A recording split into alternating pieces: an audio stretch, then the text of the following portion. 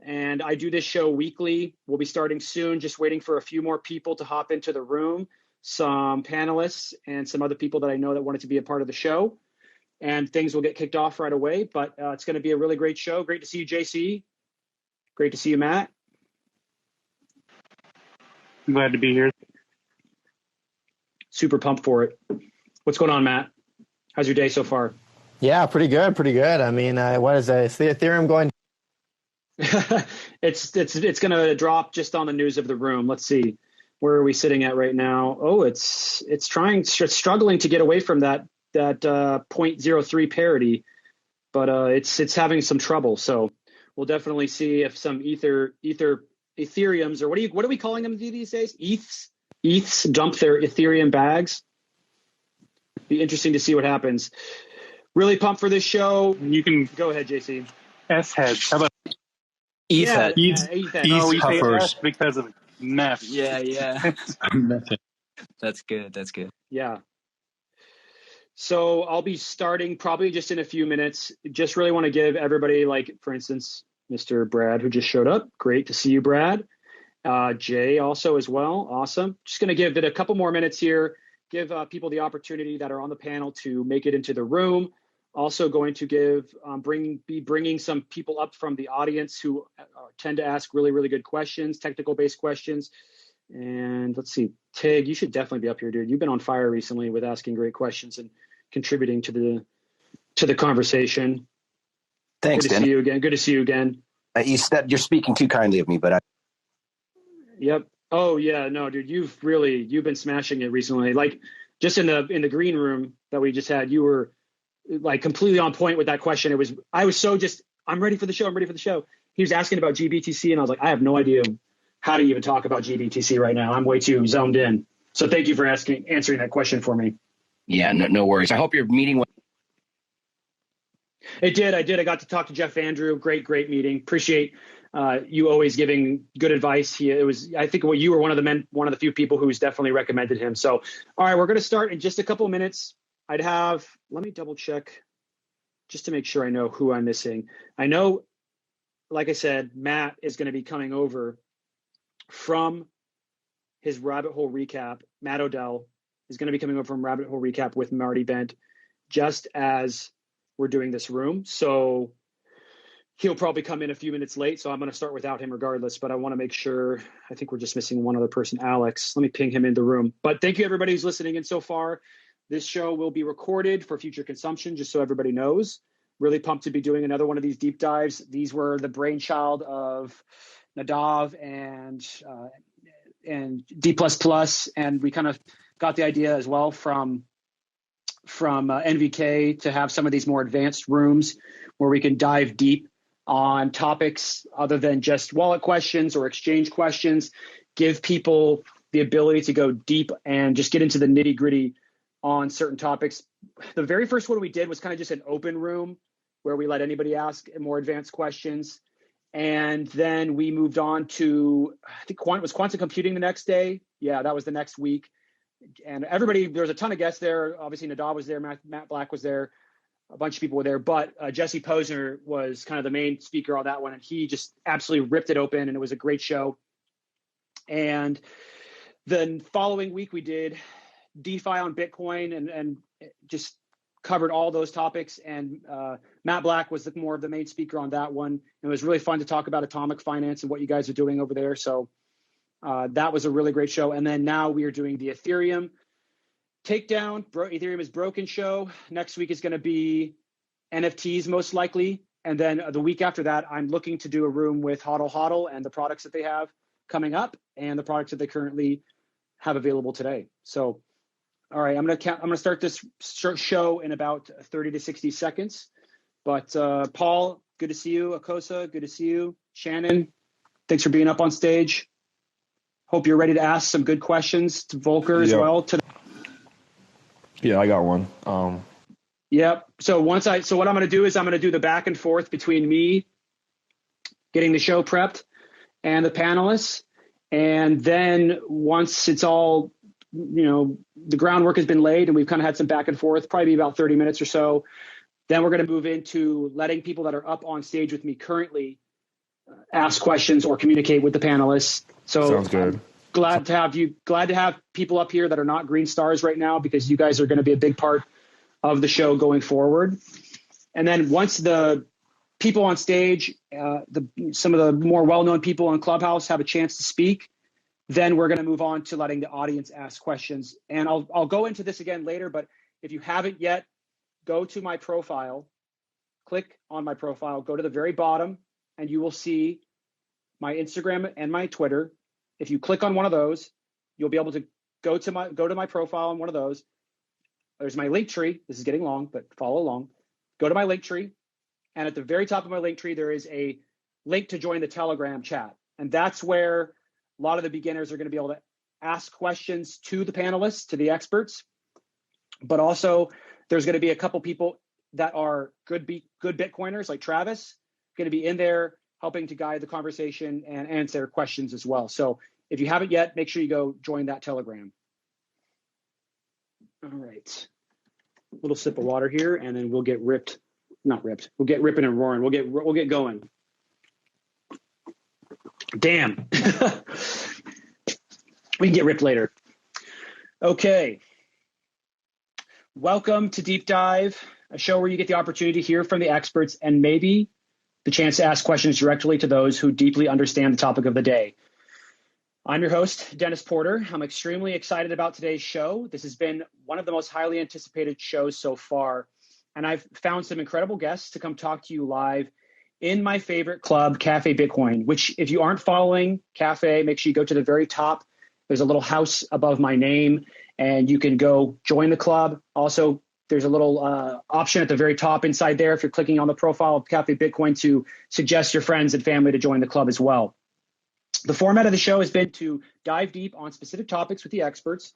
The show will start with me going back and forth with the panelists for the first 30 minutes or so. Then I will begin opening up the conversation to other people you see here on stage. Soon after, we'll open things up wider to give the audience a chance to ask questions. Also, make sure if you know anybody who's interested in this kind of information, if you got any ethereal friends, ETH heads is what we're calling them, right? If you got any ETH head friends, no offense towards you, those who are holding Ethereum, but ping them into this room. This is going to be a very important conversation to listen to. We will also be recording this with Swan Bitcoin, but I think it's important to hear these conversations live and also be able to ask questions live as well. So hit that little plus button down the bottom, bring people into the room, and get them part of the conversation. So if you're listening in, and like I said, if you're interested in asking questions to me or the brilliant panelists on stage, head over to the Telegram that I mentioned earlier. The link is at the very top of my link tree on Instagram and Twitter, which you can find by clicking on my profile, scrolling to the bottom. I do that live chat, so you can send in your questions. You can also leave comments. If I see any good ones, I'll read them out loud on the show. I may not get to all of them, but I'll do my best. You will also have a much better chance of your question getting answered if you ask it on Telegram. Please make sure to write the questions thoughtfully, though. Don't rush. If I don't understand it, or if one of the admins doesn't understand it, we're going to move on quickly to the next questions. Also, be sure to mention who the question is for if you're directing it towards a specific person, and keep it on today's topic as best as you possibly can. Like I said, Travis Ball will also be helping me with the beginner questions and pointing people in the right direction over there. So if you have any questions or you're new to Bitcoin, head over there and Travis will definitely help you out. If you need to listen to this again, and I know I will, I tend to listen to them because it's hard to really listen as you're hosting these things, or you missed out on that live airing of the show, I partnered with Swan Bitcoin to have today's episode recorded on their YouTube channel, which means you can listen at your convenience. They don't pay me to say this, but I appreciate them and what they do to, provide my show to a wider audience. So I wanted to say something about Swan Bitcoin, and that is that they are the Bitcoin preferred exchange, a Bitcoiner preferred exchange. They do Bitcoin and Bitcoin only, but they also have extremely competitive fees. You can auto stack with automatic recurring buys to take the work out of buying Bitcoin, but they also don't charge any withdrawal fees, which means you can auto stack and auto withdraw with ease. If you aren't using Swan Bitcoin, head over to swanbitcoin.com/HRF or swanbitcoin.com/BTCPay to donate a portion of your fees to either the Human Rights Foundation or to BTC Pay Server, both of which are amazing nonprofit projects. Okay, we've had many amazing people on the stage during previous shows. Returning to claim their green star status is Nadav Kohen from SuredBits, Mathew Black from Atomic Finance, JC Crown, the self-proclaimed shitcoin insider, Alex Hillman. Is Alex here? Let me see. I'm coming back to the list. Good job. All right. Also, just so you guys know, if you see someone, you're an admin, you see someone that wants a mod that needs to be brought up on stage, please go ahead and do that. It's hard for me to moderate the room at this time. Definitely go ahead and bring Albert up. Okay. Appreciate it. Alex Hillman, industry consultant and a very active miner for a long time, AKA good guy biker. And we also have Jim Honest from the private equity world. And we have Shelly, who you just heard from, who she's going to be helping to moderate the room and keep you all in order and making sure that you moderators, you admins, are providing great information. She's heard you say some of your amazing lines before, so she'll prompt you probably if you're missing out on a piece of it. All right. New guests to the show, we have Yehuda J. Berg, a crypto OG working on Bitcoin sidechains. Thank you for coming to the show. Brad Mills, the host of Magic Internet Money. Great podcast. Make sure you go check that out. And last but not least, let's see, is he in the room yet? No, he's not. Matt Odell, who is still filming his rabbit hole recap over there with Marty Bent. So when Matt pops in, we will give him an introduction and kind of let him talk about what he's doing over there. In the meantime, let's see. Welcome to everybody. Welcome to all the mods. Mathew at Atomic Finance. Am I still number one on the list, or did Tony vote me down now? Well, you said one of the co-founders. Well, either me or Tony was the smarter one. So I don't know, Dennis. You said Tony was the smarter co-founder, so we might have to bump you down. Did you? Hey, is it on? Was it recorded? Is there proof? I don't know. This one's being recorded, so now it's a tough call. I just want to be first in line. All right. Oh, and then also Alex. Good to see you. Any acts of kindness today for your YouTube show? I wish. We're just in the mine. I've just pulled about 400 video cards off the lot, and I'm swapping fans, and I'm working hard like a pleb. So just make it. Go check out Alex's YouTube channel. He does a Good Guy Bikers, this is the name of it, and he does acts of kindness to random people on the street. Brad's here. Brad, what's your next? Let us know what's coming up on your show, Magic Internet Money. What's your next episode going to be about? Actually, I got my friend Jordan Harbinger on. We were just discussing the whole NFT craze, and he's a closet Bitcoiner. He used to take the Bitcoin donations for his show back in 2013-14. So he doesn't really talk about it on his show too much. He's got one of the top Apple podcasts, but I'm trying to encourage him to bring some Bitcoiners on his show. That's the episode you just did, or is that next coming up release? Next week. Okay, awesome. Yeah. I'll look forward to it. Oh, hell yeah. Nice. Yeah, make sure you go, guys, check out Brad's podcast, Magic Internet Money. And Shelly's party is tomorrow. What's up, Shelly? We're all going to be Shelly's going to be popping in and out, but Shelly has her party tomorrow. If you guys don't know, Legit Satoshi is a club that she started. We're all pumped to be a part of that. So lots of things going on. We're all supporting each other. It's going to be a fun time. Let's see who we got in the room so far. Great. Lots of great people. I love all the panelists that are here, but also the people that are not green stars. Thank you for offering to come up on stage and potentially be a part of the show. Okay, let's frame this thing. Today's topic revolves around Ethereum. Many people on this stage have a long history of critiquing Ethereum.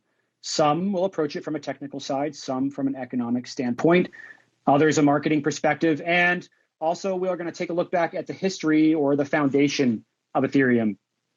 Ethereum has been sitting at the number 2 spot by market cap for some time now, which leaves many newcomers to believe it has the ability to be the next Bitcoin, or that it might be doing something special in order to maintain that position.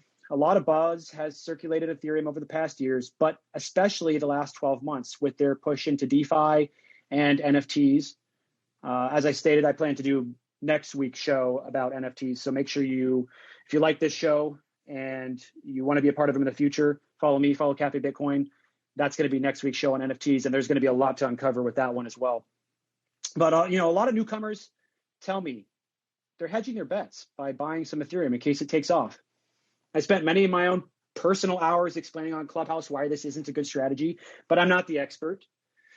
That's why I invited all the people you see here up on stage, especially those with the green star next to their name. Each one has committed to being a part of the dialogue. Others with a green star are some with the green star are important figures of the community, or they're just, very active in the conversation. Those without the green star are definitely going to be involved in the conversation as well. Okay, let's start with the history. Let's start at the beginning. Where did Ethereum start? How and why did it get started? Vitalik was originally a Bitcoiner, so I heard. I wasn't around during those times. He had some interesting ideas, but he also wanted to make some changes and try some new things that a lot of Bitcoiners didn't agree with. So he decided to split off and create his own project. And that's kind of where things get fuzzy for me.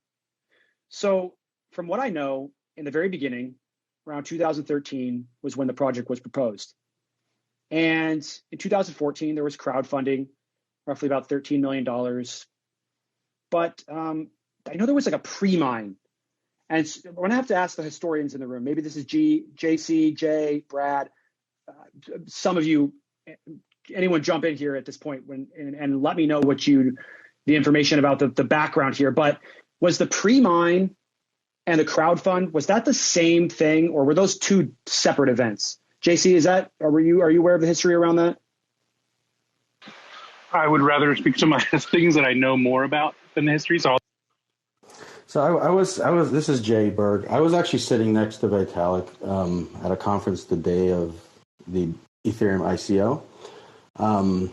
So it seems like they just did it back then before Ethereum. It was just an ICO. It was just a Bitcoin address. They proposed what they're gonna build, and they raised money. By selling Bitcoin. Obviously, the pre-mine the only way you could do it is through a pre-mine. So I think it was the same event. It could be when different. You say Bitcoin, this is before ETH, right? So you invested Bitcoin to get ETH. Yeah. Right, So the pre-sale was 70% pre-mine, 70% of the coins. Well. I thought you could. 70%. Hold on, Akos. No, it was a. So just so we're clear here, right? This is where things get fuzzy for me as well. So there was a $13 million crowd fund, right? And from what I understand, that is completely separate from the pre-mine that occurred. But there was a crowd fund where they raised about. No, that is the pre-mine. Okay. That is the pre-mine. Yeah, so they pre-mined 70% of the coins. Back then, there was no SAFT or anything like that. Back then it was counterparty was a burn, Mastercoin was just like a send. There was a lot of ICOs that were done back in the early days, and it was just you basically send Bitcoin to an address and then you get some of the coins back. So 70% of the coins were pre-mined and sold.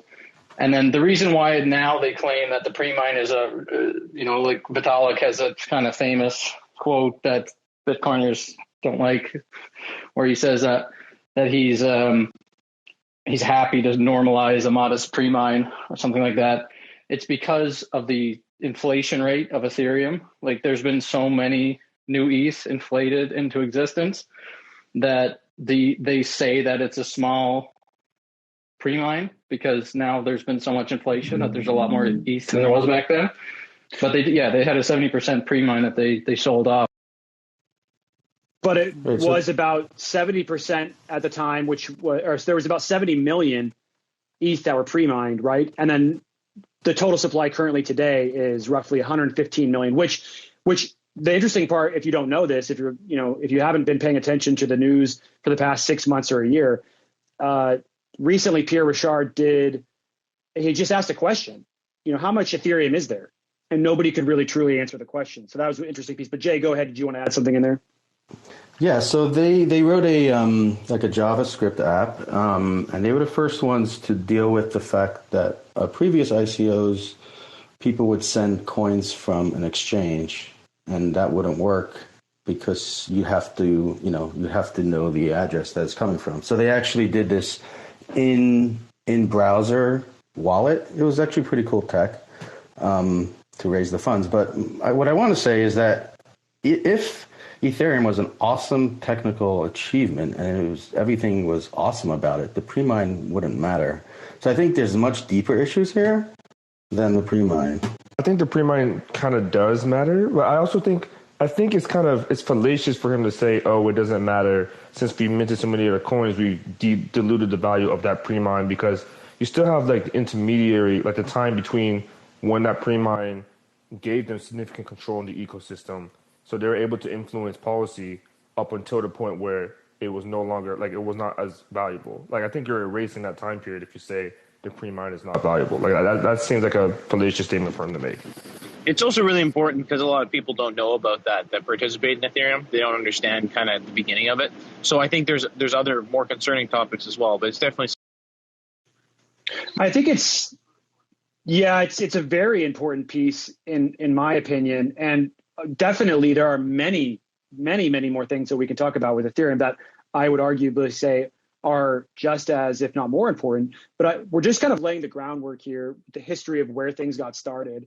And I think it's important to understand the history of where a project came from, especially if you prescribe to Thiel's law at all, which Peter Thiel is very well known for a lot of the, kind of opinions and strategies that he bought to angel investing. And Thiel's law goes like this: a startup messed up at its foundation cannot be fixed. Much like an organism, the DNA of a startup gets encoded at the outset.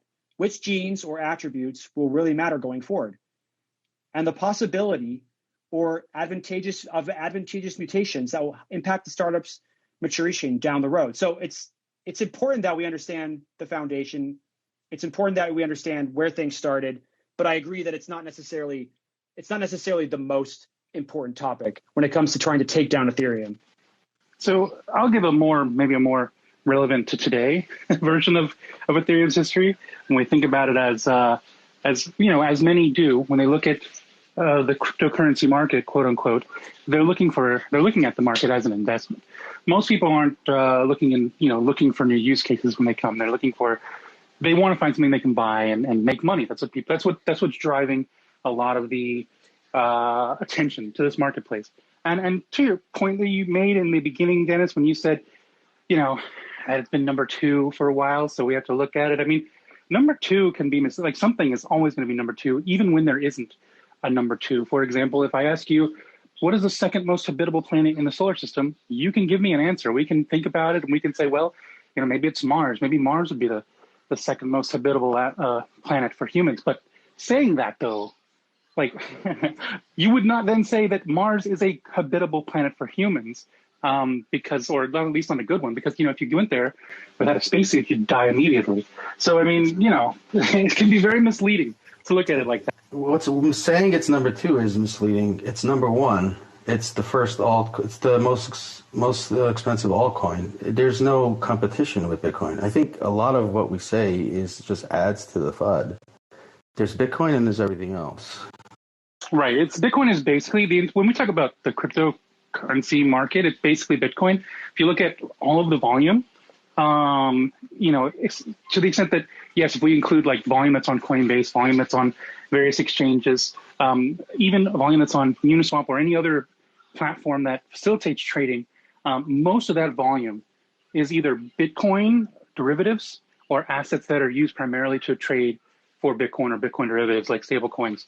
It's basically a Bitcoin market. And then you've got, so much money in the Bitcoin market that there's a lot of opportunity for people to fight over some crumbs that are getting pretty big. And so when we look at the history of Ethereum, at least in the sense relevant to us today, what we can see is a marketing platform that generated, we want to call it money. Some people argue it is. Most people have the sense not to argue it's money. Generated these arbitrary software tokens for themselves that don't represent any kind of equity or stock. And that's a big point. I think a lot of people think they're investing in stocks when they buy something like Ethereum, JC, could you explain that a little bit right there when you're talking about buying Ethereum and what you're actually buying? Because like you said, it's not an equity. So what are people actually buying? They're buying. It's really so. When people first hear about Bitcoin, I mean, you know nothing about cryptocurrencies, right? And somebody first tells you about Bitcoin. The first thing you're going to think is, wow, that's really dumb. Like somebody made some money on a computer and you're going to give that value. Like it's just software. Like you can copy paste software. You can, what's the point? Like I can make my own database of numbers and give you some of them. Like that's silly, right? I mean, that's the first thing that most people probably think when they hear about Bitcoin and some kind of digital currency. And, as they start to learn more about Bitcoin, they discover that it has a strict supply that's backed by math, that uses cryptography so that you can generate your ownership of that asset without trusting anybody else, not even the other network participants, that everybody in the network is part of is equal, essentially. None of us have any authority. None of us are in charge of holding people's passwords. None of us have the ability to ban people or censor people. We're all just collectively enforcing a set of rules that allow us to have a very strong ownership over something for the very first time. And as you learn more about that with Bitcoin, you're like, wow, this is amazing. When it comes to Ethereum, though, it doesn't have any of those properties. It has an unlimited supply. It has a human governance. It's not machine governance like Bitcoin is. So you don't have a strict set of rules that's being enforced by math. You have an arbitrary set of rules that's being changed all the time by humans, which is much like we have now. So when you're talking about Ethereum, it actually is what most people thought of, when they were naive and they didn't know what Bitcoin was, and they thought, well, that's dumb. Why would you make some arbitrary numbers on a computer and pass it around to people? That's actually what Ethereum is. It doesn't have but because Bitcoin exists now, it's almost like put a veil over people's eyes and think, oh, it's like Bitcoin. So Bitcoin's valuable. Bitcoin, is an asset that's real and valuable. So these other digital assets, those must be real and valuable too, just a different brand. Right. And so when they feel like they're buying these things, like Ethereum or the other coins out there, oftentimes they think of it as stocks. And you hear people say like diversifying, hedging their risk. What if Ethereum is the one that people end up using? Like it's a popularity contest, but they don't have an understanding of like why people would use Bitcoin and how that doesn't apply to Ethereum at all. That is a big problem because people will talk about like, what if it's Netflix or not Netflix? What if it's Blockbuster? So I think a good analogy. Jim, hold on. So 1 second, just so you guys know the format of the show. Akosa, I like you jumping in, but in the future, I'd love to have you up as a moderator. But the format of the show is that the moderators kind of talk back and forth with me for about the first 20, 30 minutes of the show, and then I want to wrap you guys in and be able to let you guys communicate directly with them. But no harm, no foul. But JC, I think one of the other points, and maybe Jim, you wanted to talk about something there as well, but one of the points you made earlier that I think is really, really interesting is the marketing aspect of this, and that it's kind of turned into like a marketing machine, and that it's an always changing, constantly changing narrative. And one day it's ICOs, the next day it's NFT, DeFi, one day it's sound money, the next day it's a world computer. And I think that that's one of the biggest problems that I have with Ethereum, me personally, is the constantly changing narrative. And not just that they're constantly changing the narrative, but also that no one is willing to stand up in their community and say, you know what, that's not right. That's not what Ethereum is. This is what Ethereum is. Ethereum is this, this, and this. And if you're trying to say it's this, this, and that, then that you're essentially misleading people. But nobody in their community is doing that at this point.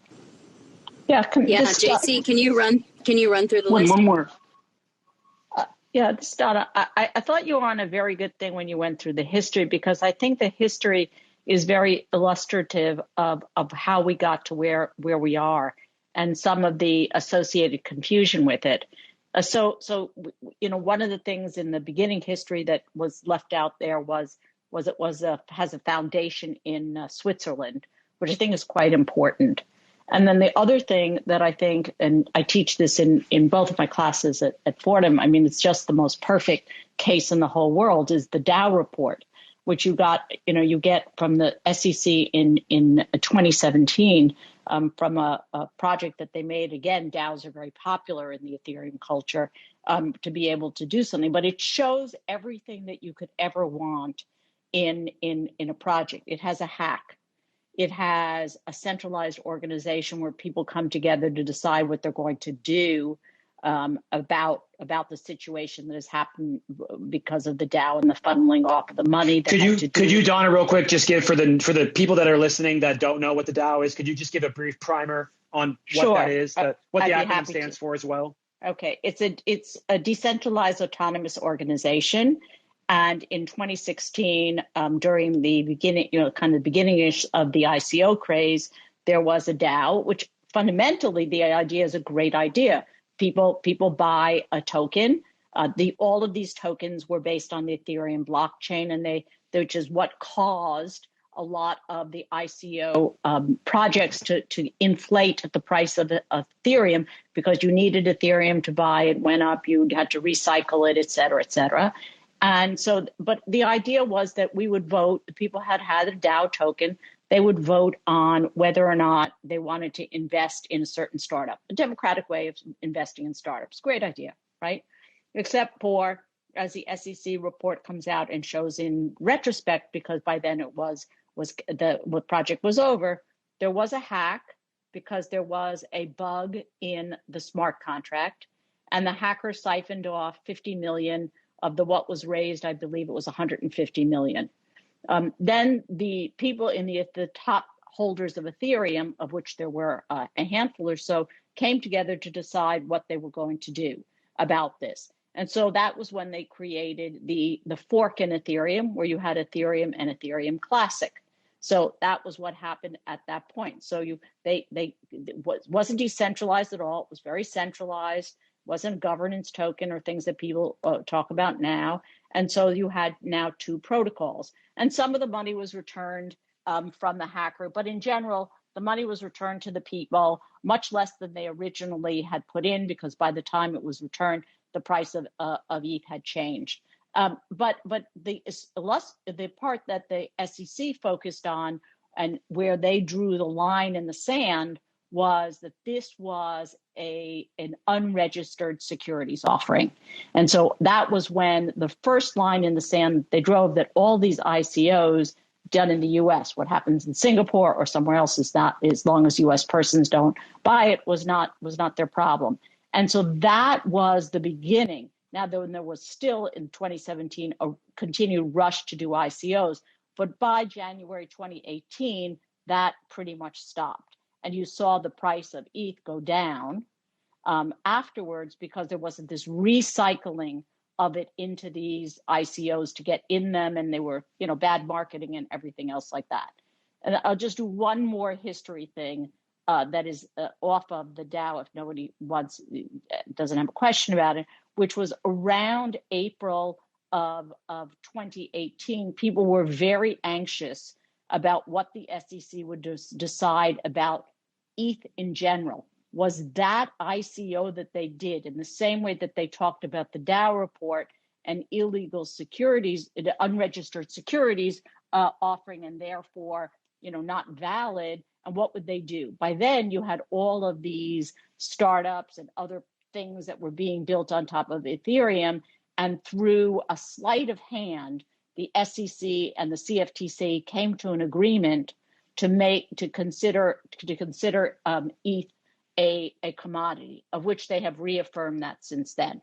But that's the kind of backdrop around the history. So it's all kind of murky laid out there. That's the perfect word. Murky is the perfect word. And that's been from the beginning. The history has been very murky. Alex, did you have something you wanted to add in there? Yeah, I was just going to mention, and to Donna's point about the securities and the regulation and the ICOs, Google did a really good report about the ICOs in 2017 and 2018 that were on top of Ethereum. And Google determined that 98% of the projects were flat out scams. We're not talking that never came to fruition or didn't come to out of beta. We're talking about projects that literally were intended to take people's money. 98% of those projects were scams. So it's very important to keep in mind. And much of what's going on in DeFi right now is exactly. It's rinse and repeat, in my opinion. JC, go ahead. Sure, and just to make that even more clear, 98% were literally like a guy in a room taking your money and never giving it back. The other 2% were still projects that, in hindsight, were very obviously not going to get. So the history is being laid out pretty well. Volker, did you want to add a quick point? Yeah, another thing that is pretty obvious in Ethereum is they are all great ideas, but they are extremely poor in execution. And ideas are basically worthless. Young people tend to think that ideas are valuable, but they are free of value. All the value is in the execution. Couldn't agree more. Okay, so we've jumped into the history. There's something else, Dennis. I think Brad, we should kind of comment on the early days of crypto in general. Like back before the Ethereum ICO even launched, there was altcoins and there was ICOs and there was crypto stocks. There was companies scamming, like trying to raise Bitcoin and scamming people. There was mining scams, cloud mining scams. Like there was all kinds of the same sort of activity that we see now. Some stuff was legitimate. Some stuff was by people who were honest.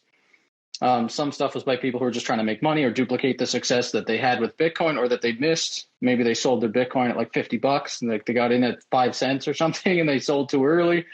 And a lot of the people that were early Bitcoiners were also launching other projects and investing in other projects, trying to recreate the gains that they had. Because there was a lot of exchanges. Most of them are dead now, but there was exchanges. There was gains to be had in Bitcoin terms because the Bitcoin talk forums were full of ICO threads. They were called announcement threads, and you'd basically like try to get into the next hot ICO on the Bitcoin talk forums, try to get your 50x or whatever. And a lot of the people from the Bitcoin Foundation and early Bitcoiners that worked like Vitalik co-founded Bitcoin Magazine, they were trying to make more money. They were trying to make another 100,000x off of launching their own cryptocurrency. And back in those days, it wasn't as adversarial. Like there was still Bitcoin maximalists and hyper Bitcoinization and a lot of Bitcoiners that were against altcoins. But it was a lot more camaraderie back then. Even people that were launching altcoins were very pro-Bitcoin. Brad, that's a really good point, though. I wanted to ask you, and maybe someone else would jump in on this too. Because it's such a defining period, right? Everyone feels like it's this great community. Everyone's supporting each other. Yeah, there's the people on the fringes who are not supportive of any new projects whatsoever. But at what point did that end? At what point did the majority of Bitcoiners start to become very aggressive towards these projects? Was there some sort of a realization or an event that occurred? I think so. ERC 20 was the event, I think.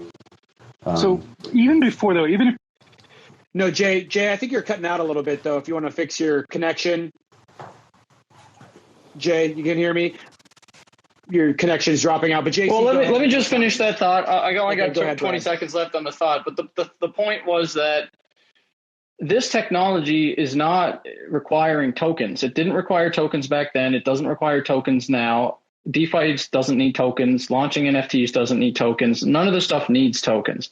And back then, this could have been built as, the way that Blockstream ended up building the Liquid network, or Rootstock ended up building their smart contracting side layer. It didn't need a coin. It doesn't need a coin. And therefore, like, the coin is only, like JC said, the coin is only to be used as money and to get a return. And they to say things like, picturing Vitu astronauts. There's a point I don't want to let the Brad's comments escape before I make this point, because it's very related. And if you look at what was happening then, and sure, like, some people just saw it as a lot of fun, and some people lost a lot of money, and some people knew they were doing something very risky, and they were okay with the fact they lost a lot of money because they knew what it was, right? You get in, maybe you get 50x, maybe you get wrecked. And then there were some people that didn't know that's the game they were playing. But had you back then said the same thing that you were saying now about many of those ideas, and said, well, this isn't going to last, this isn't going to become anything, like, you're not, like, nobody's going to, like, there's not going to be an ecosystem around this token that's going to move into the future, people would have argued with you just like they would today. And we can already see, and we have seen, this happened, this has happened constantly over the last 8-9 years without fail. You'll have their defenders, but in hindsight, what was it? If we look at it, it was people gambling in a greater pool, kind of game of musical chairs, fighting over what is initially usually a scarce supply and then eventually inflates to larger supplies, trying to get quick gains and then dump. And then the naive ones who get in last always get wrecked. And none of that stuff in hindsight ever had any utility. No platforms were formed. It was just musical chairs. And it's the same now with the same excuses now. That's JC, really quick, will you back up a little bit and kind of give an overview of one of my favorite things that you share is when you give the overview of the narrative changing, all the different things that Ethereum's claimed to be over the years? Well, I think we've covered a lot of it, but and Donna did a great job going over like a lot too with ICOs. But there have been, this isn't the first big cycle where people thought, wow, this thing is going to be the way we do things in the future. Right now, even though this DeFi bubble, it's hard to imagine. It's only been, barely 4 or 5 months since most people knew what DeFi was. It's, for many people, they feel like it's just something that exists and that will forever be. But that's how the people felt also about ICOs. That's how people also felt about STOs. That's how people thought about when we kept on, just rebranding the ICO over and over again to IEOs, initial exchange offerings. And you had, and then TGEs, like that's going to right. Your token generation events. So, they're just rebranding what the narrative is, what's happening. Like used to be, well, from now on in the future, like people are spending billions of dollars on ICOs. And the idea was, this is the way we're going to do startups from now on. This is the better way. This is the future. This is a revolution. Just like, I don't know who, and it sounds really like in hindsight, it seems so foolish. And to many of the people here who were not tricked by it, which, a lot of us were tricked by it in 2017. It was very enticing. And if you're new to the space now and you're looking at DeFi, it is also very enticing. You see a lot of big names like the Winklevoss twins, respectable financial founders and gurus and fintech guys that are talking about what's being done here. And the same was happening with the ICOs. You had people that were top engineers at Google launching their own technical projects. You had guys that went to the best business schools with the best teams that were hiring people from private industry, titans of private industry, and all of those things. It didn't change what it was, and it didn't change the fact that now if you say the word ICO, it's embarrassing. And when we talk about DeFi a year from now, it's going to be embarrassing. There will be something, there'll be a new iteration and a new hype cycle, and it probably won't be on Ethereum anymore by that point because, as these platforms kind of congeal, people don't really care about the infrastructure. Most of these traders don't care about Ethereum. Like you don't see too many guys that are like Ethereum people. You see crypto people, and you see Bitcoin. Can you go back to 2013 for a second? So, Satoshi wrote C++ code and solved one of the biggest problems of all time. That made a lot of developers really excited. And back then, we were all trying to come up with new protocols that maybe we could use the same technology. And one of the ideas was this EVM for Ethereum. It was obvious to me and to a lot of people back then that there was really nothing there. No one expected it to do anything. It was just another project. And most of these projects were kind of valid. They weren't, what they were after, in 2017. They were like, trying to do legit things. And it was just another one of those projects. I think we have to separate ETH from the EVM.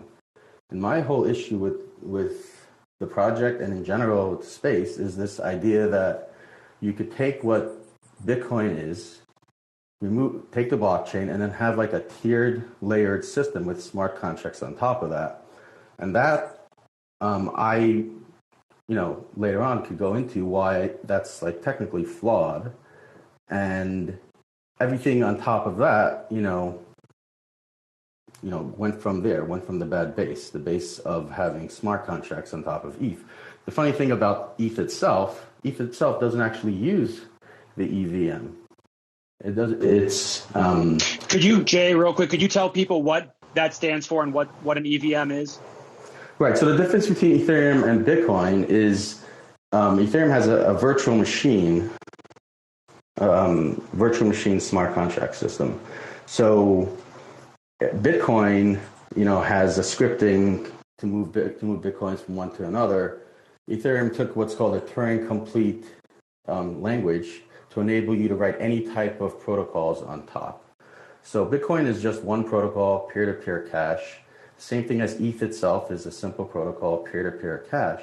But the ability to write arbitrary code on top makes an assumption that any arbitrary code will have the same properties in respect to the blockchain as Bitcoin did. So the EVM stands for Ethereum Virtual Machine, and that's like the supposedly innovation of Ethereum. You mentioned Turing complete as well. Share a little bit about being Turing complete and if Nadav or Matt also want to jump in, any of the other technically minded people. I think this is a good segue into talking about the technical aspects of Ethereum and why they are needing to get off of Ethereum 1.0 and moving on to Ethereum 2.0. So talk a little bit about Turing complete, talk a little bit about why smart contracts don't work on the base layer. Right. So let's talk about Bitcoin. Bitcoin, with all the players, Satoshi managed to create a system that reaches Nash equilibrium to what we have today. So everyone is incentivized to do what they're supposed to do, the miners and the users. And the big problem with electronic cash is the double spend, where if I send you money, I could send that same money to somebody else. So what proof of work does and what blockchain does is it solves that problem, the problem of having two mutually exclusive transactions, and only one of them could be real. Now, that's all good. Now, if you feel like Turing complete, which means any type of protocol could be written on top, you take something that works, that was designed for a mutually exclusive peer-to-peer double spend prevention, and put in a multi-party game where other things have economic value, like front running or like being first. So it's no longer the same problem that's being solved. So you have these protocols on top of Ethereum using the blockchain that was designed for something specific, that they're trying to do something different. And what they're trying to do is, have, for example, like an auction, right? So to reach consensus on an auction, it has to do with who goes first. It's not mutually exclusive. So that doesn't work. And you see now in Ethereum, they call it miner extracted value. The incentive structures are completely broken because there's an incentive to do other things other than just sign blocks for the miners. And this is the same for all smart contract design layered blockchain systems. Does that make sense? I think you're definitely making sense to some of the more technically minded people out there. And I'm catching on to some of this because we had a couple conversations about smart contracts being written on the base layer. But if you could break it down in really simple terms, like why can't you do smart contracts on the base layer? Why are they needing to switch over to 2.0? Matt, I know Nadav likes to talk about this a lot as well. Nadav, did you want to jump in on this at all?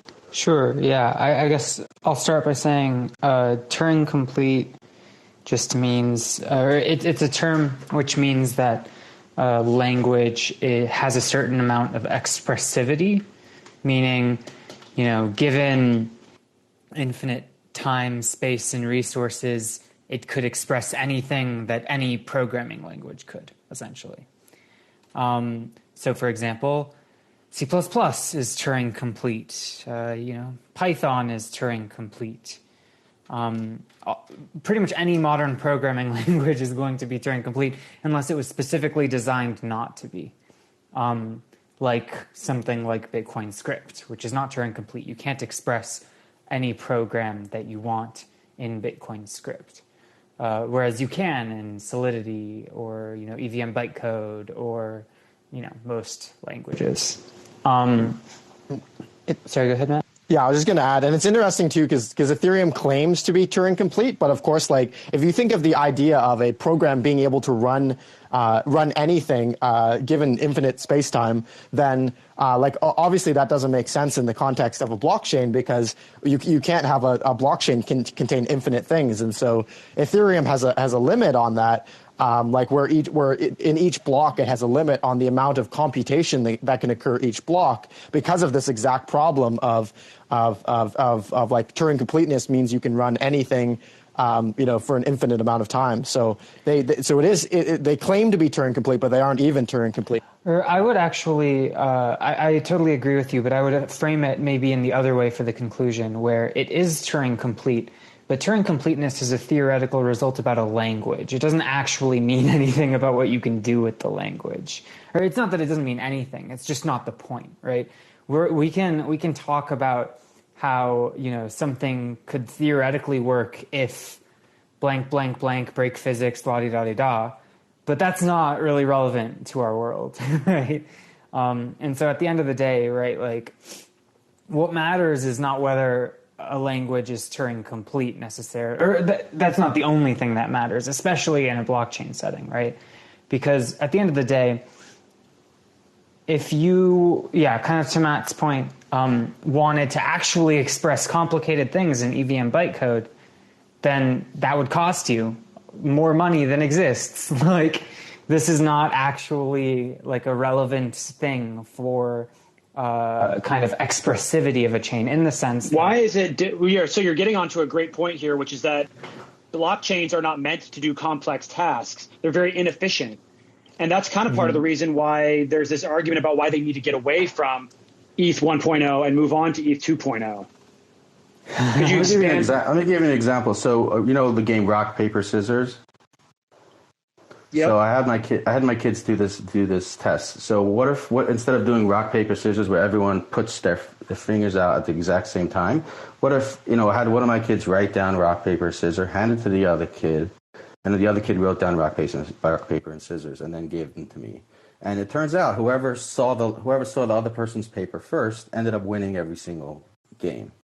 So this protocol, rock paper scissors, blockchain was not designed to solve consensus on a protocol like this. It was only designed to solve consensus on a protocol where the two transactions are mutually exclusive. Only one double spend is valid. The other one's invalid. You can never have two double spends in a block. But you could have two rock, paper, scissors transactions in a block. And the question of the question of who wins, that economic advantage to that game creates an incentive structure that has never been solved and has still not been solved. And this, from day one, the first time a lot of us heard of Ethereum, we said, well, Ethereum works for a small subset of possible protocols. And none of those protocols that it works on is very interesting. And all the ones that are interesting, it just wasn't designed for that. So if somebody wants to write a DeFi protocol, they should write it from scratch and come up, research it and find a blockchain strategy, a consensus strategy that matches with their utility of what they're trying to do. But by just taking what Bitcoin did and throwing a smart contract language on top of that and just assuming that you have consensus for any type of game, multi-party adversarial game, is completely false. And we predicted it, and then we see it happening in real time. Right, and I want to just hammer on something that Jay said, which is a very important point that doesn't get talked about enough, I think, and that is the difference between Ethereum, the token, and Ethereum, the network. Because we can have a long debate about what kind of use does the Ethereum network have? Is it useful? Are there reasons people may want to use it? We can talk about that. But then if we're talking about Ethereum, the token, it's a totally different thing. And I think for a lot of people, they think if Ethereum network is useful, and that is a debate in itself, I would say that it's not sustainable and it doesn't work, and that anything it does can be done infinitely better in other ways. But whether or not it is useful, they say if it is useful, I'm convinced, somebody's convinced it is useful, therefore I should buy the Ethereum token because I want to invest in that idea. And that is like a false way of thinking, that it's not connected at all. And that is the biggest thing I think that needs to be kind of hammered into the heads of anyone who especially is new to the crypto space, who's thinking of Ethereum as a useful thing and then thinks they want to buy the token because of that, because they're not. Yeah, JC, I think it's a really good segue into kind of talking about the way, people are looking at this as an investment. And that's kind of the response that people give a lot of times. They think, well, because Ethereum is useful, and let's just assume that it's useful. Like you said, I don't agree that it's necessarily more useful than any sort of centralized sort of program that could be done that's available today. But let's assume that it's useful. And what are you really buying though? You're not buying an equity. You're buying like fees. You're buying fees to use this network, this quote unquote useful network. A good example would be like if you thought a bank was really good and going to be like the biggest bank in the future, and you decided to pay ahead of time for a bunch of your bank fees. And who would think that was an investment in the bank? You know what I mean? Now, of course, in this case, they've tokenized the idea of bank fees. And so people speculate on the bank fees, which I think is a very irrational thing. And over time, especially because the bank fees were not designed to, to have any kind of they're not money, they're not Bitcoin. So over time, you got something with an unlimited supply. And if you're going to hoard a bunch of pine cones, don't expect that, you're going to increase in value over time. Unless, of course, like with tulips, unless there's like a mania over pine cones, maybe you could leverage that hype to make some profit on those pine cones in the short term. But in the long term, God. Yeah, JC, D++. I've heard that analogy. About... I've heard that analogy from you before with the bank fees, and I love that one. But I was going to just say, did you want to jump in on that one as well, though? Yeah, no, I love that analogy so much. I think that describes Ether perfectly. There's another analogy that I hate. The bank fee one makes sense to me. The one that I hate, that I think is so cliche, is that Bitcoin is gold and ETH is oil. And, that's just such a I hear that so much from... It's such a cheesy one. Can someone just destroy that analogy, please, right now? I think, okay, so the way that they try to use that logic is, it's like, okay, so they come at the logic of Bitcoin is good. They say, well, I have Bitcoin. I think Bitcoin is the best collateral that we have. It's going to be the number one cryptocurrency. It's going to retain a lot of value, but it's just digital gold. It's boring. It's boomer coin.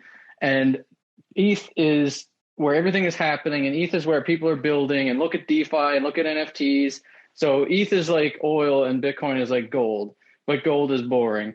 So they try to do this logical manipulation game where they try to present themselves as if they actually understand the difference between Bitcoin and Ethereum. And they try to disarm any criticism by saying, I love Bitcoin. It's Bitcoin and it's crypto. It's gold and other commodities like oil. And 559 or whatever, where they're trying to burn the ETH fees, they're trying to duplicate some more of Bitcoin's properties by making it so that it's got a lower stock to flow ratio than Bitcoin, which again is contradicts the whole thing about Bitcoin being valuable and cryptocurrency being valuable because of its key properties of decentralization and nobody being able to mess with it and government resistance. So if you've got a couple of a foundation and some dev calls happening and these people all decide, well, we actually like Bitcoin's model better, so we're going to change 5 years in. We're going to change it so that it's like Bitcoin but better because it's now digital oil. And we're going to actually copy their deflationary properties or the disinflationary properties as well.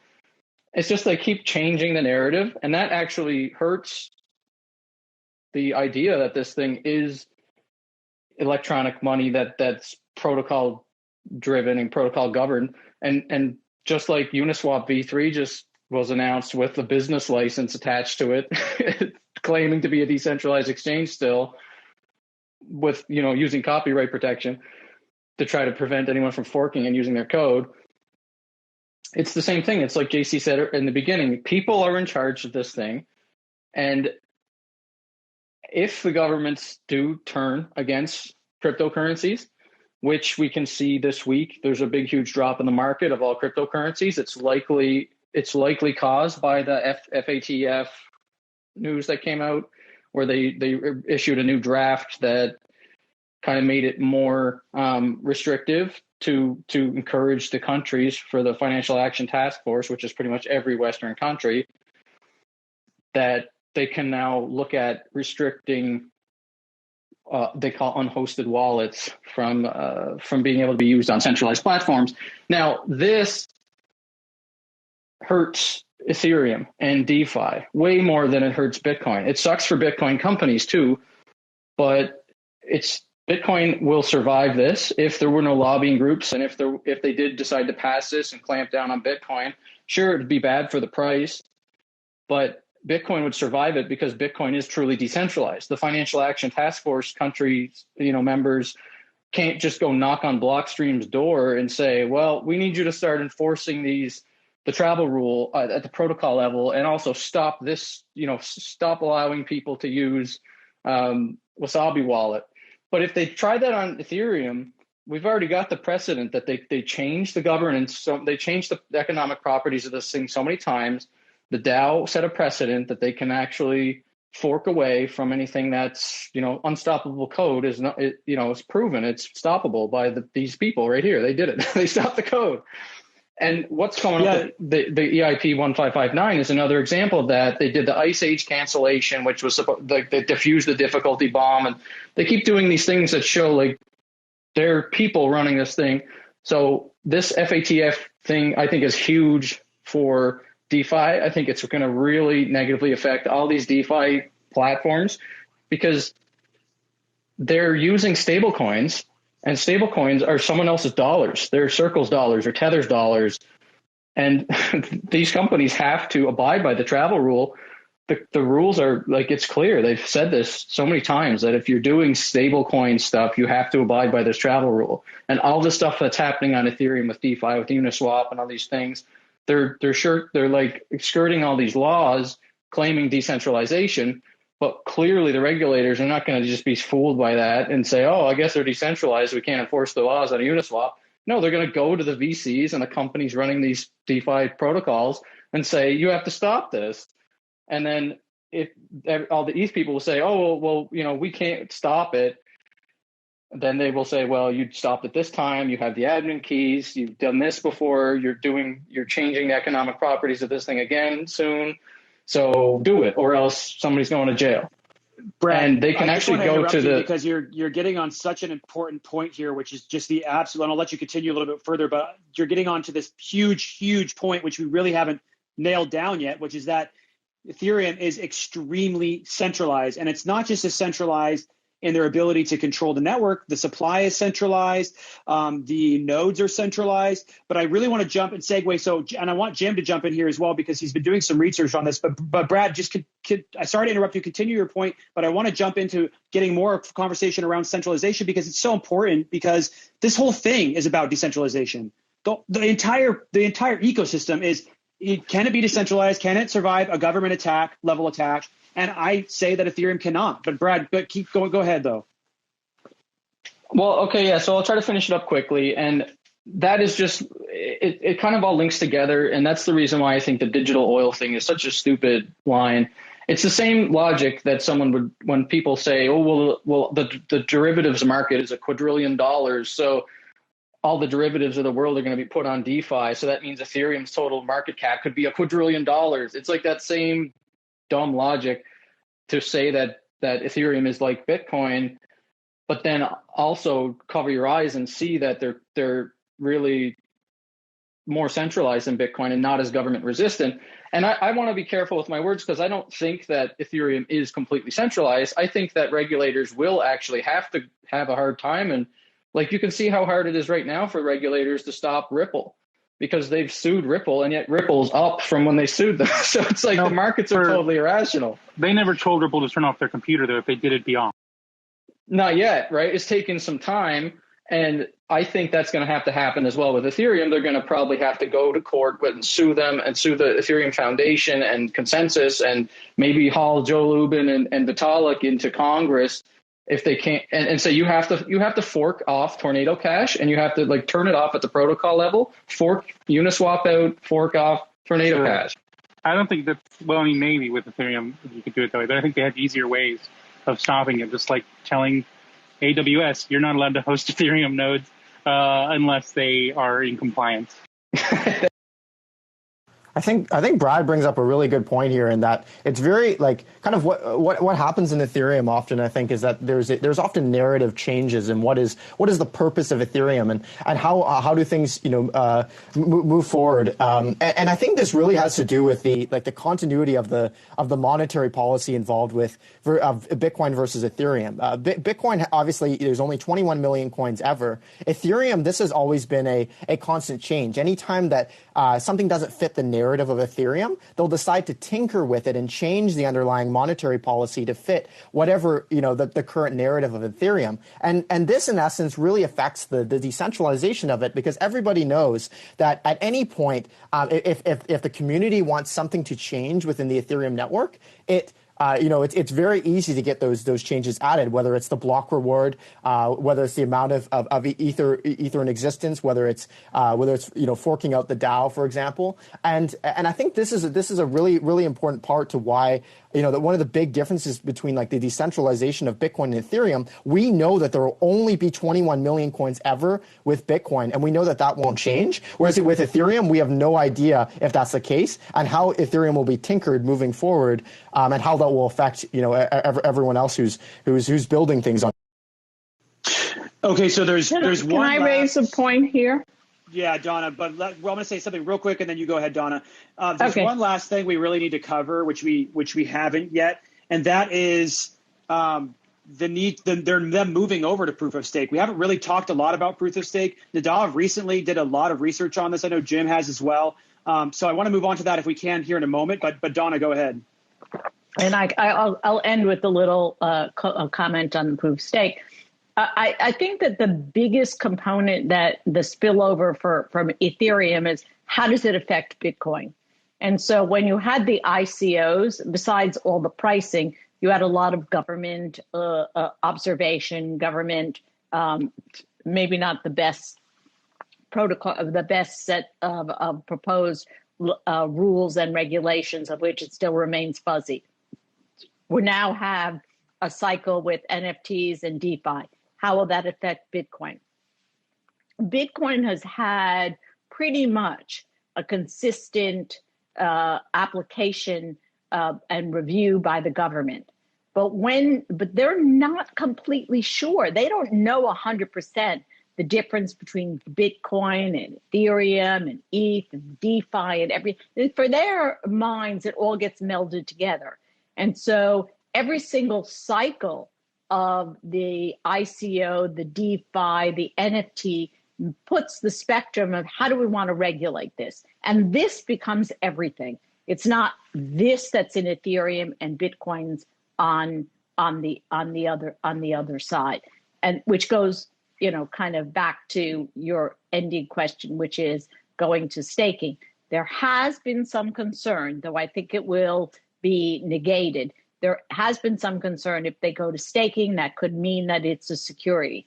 If you have been observing Ethereum and Consensus's offices in Brooklyn were closed. They now have an office in Washington. That's their office in the United States. Because why? All the legislative and the other people that make these rules, whether they be in agencies or otherwise, are located there.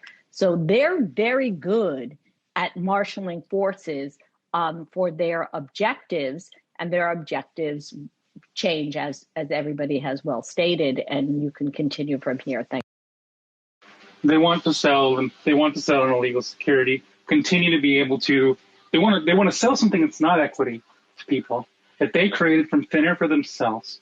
It doesn't give anybody any ownership of anything, and then continue to live forever on the interest from the asset that they made out of nothing, and not only live off of it. So Ethereum 2.0, what we're going to get by design is a system where the rich always will be the richest because they get the most of the Ethereum. That literally by design, doesn't matter how meritorious you are with whatever you're doing, doesn't matter how innovative you are. The only thing that matters is if you have the most Ethereum, you get the most interest. So the rich get richer. That's by design. Step one. Part two, the rich have all the power, again by design. If you have the most Ethereum, you have the most power over the consensus, over the governance, over all of it. So if you created that from scratch for yourself, then you are the richest and the most powerful. And not only you, but your kids too. You know, and I talk about this a lot. One of the biggest problems with something like proof of stake, especially the way that Ethereum 2.0 is doing it, is that, you know, if Vitalik has kids, his kids could hate Ethereum. They could live their entire life, assuming that Ethereum had any value. I don't think it will.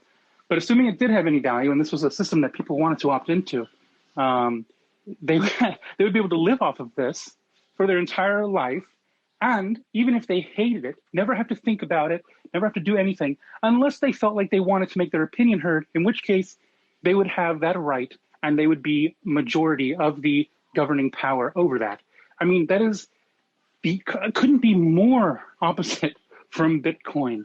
It's an oligarchy. It's like the rich getting richer by design. It's disgusting.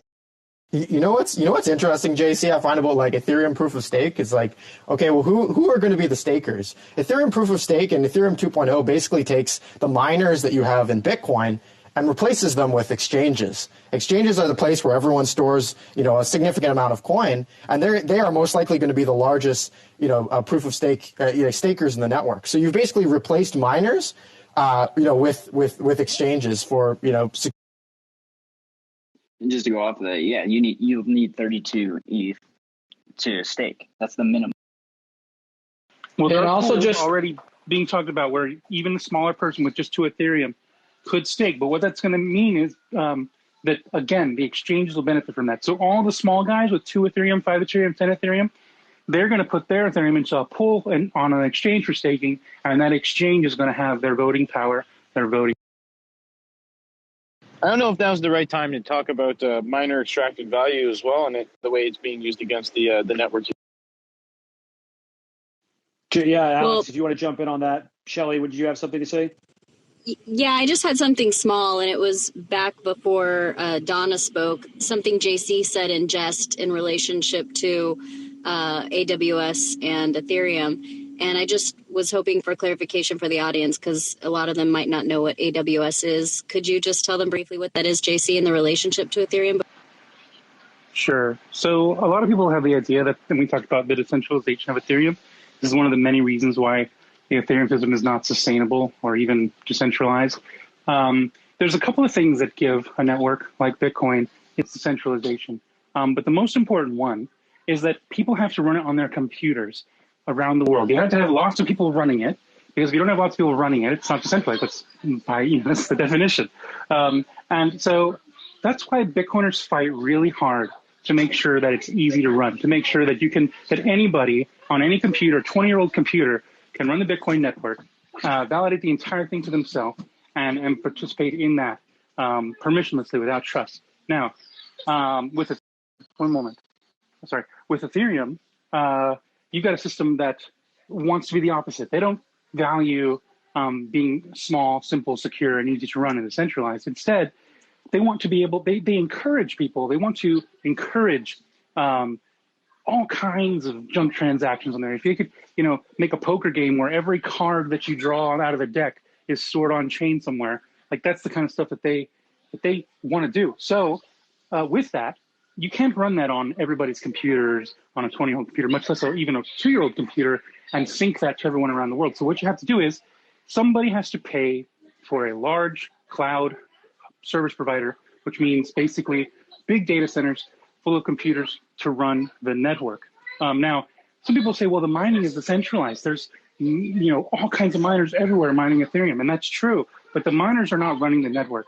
They're just providing math to continue the blocks, to keep the blocks going. But they're not like, when you buy an NFT on some website, you're not like asking a miner where your NFT is.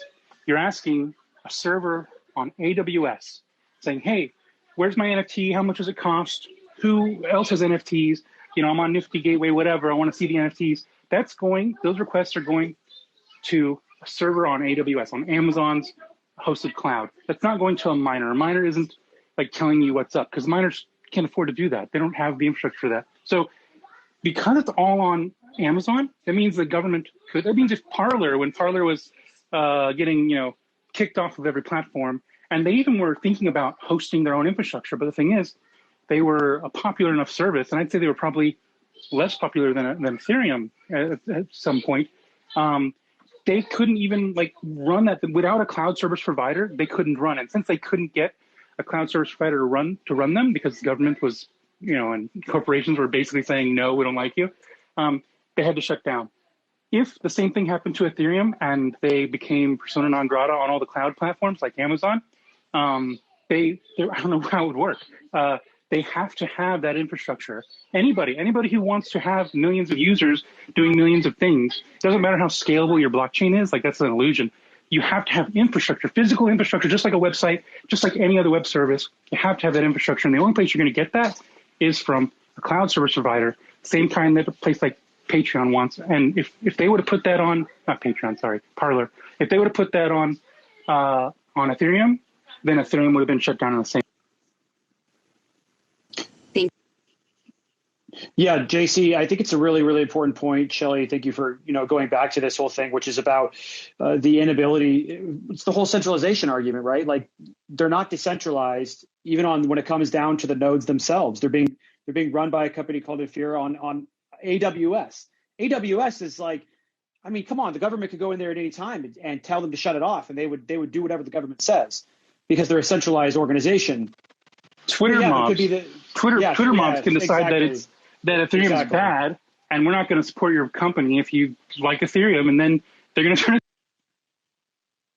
Or just an update to the actual node clients that Ethereum uses. I saw that there was Ethereum went down for several hours a couple days ago because I don't know if this in specific instance, but a little while ago, literally, a developer pushed an incorrect change to one of the clients, which Infura then updated, which caused literally a fork in the Ethereum network. So it's clearly quite.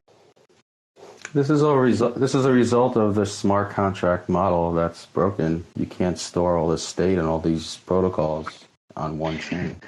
And on the note of it being broken, I won't get into the technical details today because it's not the time, but there's something going on with Ethereum that's been going on for years now called miner extracted value.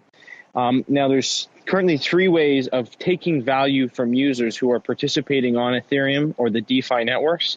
One of those is by creating a poison contract, and you can look up the Salmonella cartel. These guys were able to pull 184 Ethereum off of a Uniswap exchange in a single day, and that's all stolen value. We're talking hundreds of thousands of dollars of other people's money stolen. They can also do what's called sandwich trading, where they sandwich the top of your transaction and they add slippage to your prices. They can also do flash purchasing, where they take advantage of arbitrage. But the point of this is this mining that's going on, the mempool and the selecting that's going on normally being done by the miners and the pools. This is actually being done by people using flash bots, by using zero loss contracts, where they're bidding against you to take your value every time you try to make a trade or transaction. Yep. That's the rock paper scissors thing. That's the flaw, that these protocols just don't work on Nakamoto consensus. That's like a fatal flaw. Everything else is the result of that, and it's coming to fruition. Yeah, and even the 2.0 solutions aren't going to solve the front running. So this is essentially, you're always going to be at the whim of these people who are trying to trade your value every time you want. So it's basically Wall Street. Yeah, Jay sent me an interesting article on this as well. So if you guys go to the Telegram, which is in my Twitter, my Instagram, I'm going to refer you there again. We're also going to move on to another segment of the show here in a moment. But if you go to my Telegram channel, you can see this article that Jay sent me, which is really important. Also want to welcome Matt Odell to the room. Matt, thank you for joining in with us today. Appreciate you being a part of the conversation. How was the rabbit hole recap? Did you guys film another fire one today? Yeah, I mean, we had a fucking... How do I sound? Do I sound horrible? You sound great. Sound better, actually. You have great audio right now. I'm trying to use iPhone. and it was coming in a little buzzy on my right AirPod. But if you can hear me well, that's great. Definitely can hear you. Let us know what we should expect on the next episode. Yeah, so rabbit hole recap. We had a fucking great time with it. Everyone should go check it out. Tales from the Crypt. Type it into your favorite podcast app. A podcast is kind of like Clubhouse, but it's a little bit more concise, and you don't have a bunch of people jumping into the stage if you're not aware of what a podcast is. I think with Ethereum, just to completely ruin or annotate everything that you guys have discussed, none of this shit fucking matters. If you want to buy Ethereum, go buy Ethereum. I expect you to use your own Ethereum node with your Ethereum. So learn how to run your own Ethereum node. Use that with your Ethereum, and then proceed to watch your Ethereum trend to zero in terms of Bitcoin price. So if you want to hold that, I'm absolutely fine with you holding it. You will end up with less sats at the end of the day than if you just bought Bitcoin and held Bitcoin. But more dollars still. Probably not. I don't even think it'll be more dollars. No, because you have some alpha Bitcoin because of the liquidity. So as long as you have what are you even fucking arguing though? Like, why are you even here? Who? More dollars? I don't even know. Well, who fucking cares about dollars? No, I'm saying that there's actual real world liquidity today, right now. Look at the market for ETH to Bitcoin. So if you have ETH, you could turn it into Bitcoin really fast. That's why the dollar value may go up, because it's alpha Bitcoin. Okay, and look at the Bitcoin value. If you look at the Bitcoin value, it is trending to zero. It will continue to trend to zero. If you want to play fun games, you can play those fun games, but it will continue to trend to zero, period. I don't even think it's going to be dollar value. It hasn't in the past for most of its existence. Other than the little hype cycles we get. But that'll eventually, just like every other asset. And the thing is, it's easy to look at Ethereum and think, oh, it's number two. But there's always been a number two, and the number two has always changed, because the number two doesn't matter. The number two is completely worthless. There's really only one thing here that is the revolution, and that's Bitcoin. Everything else is playing for scraps, and those things come and go. There's always been a number two, and at any point in time, anybody wanted to bet on that number two, they lost. And Ethereum is certainly not going to be the one that changes that trend.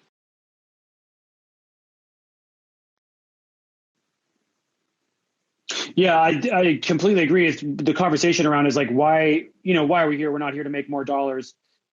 Dollars are the absolute worst shitcoin that you could possibly imagine. They're going to keep printing more and more dollars by the day. They just did another 2 million. They're talking about doing another 3 trillion. They practically print dollars faster than Ethereum does print. So really, when you talk about Ethereum in dollar prices, it's really, I get the point, and it's important to acknowledge.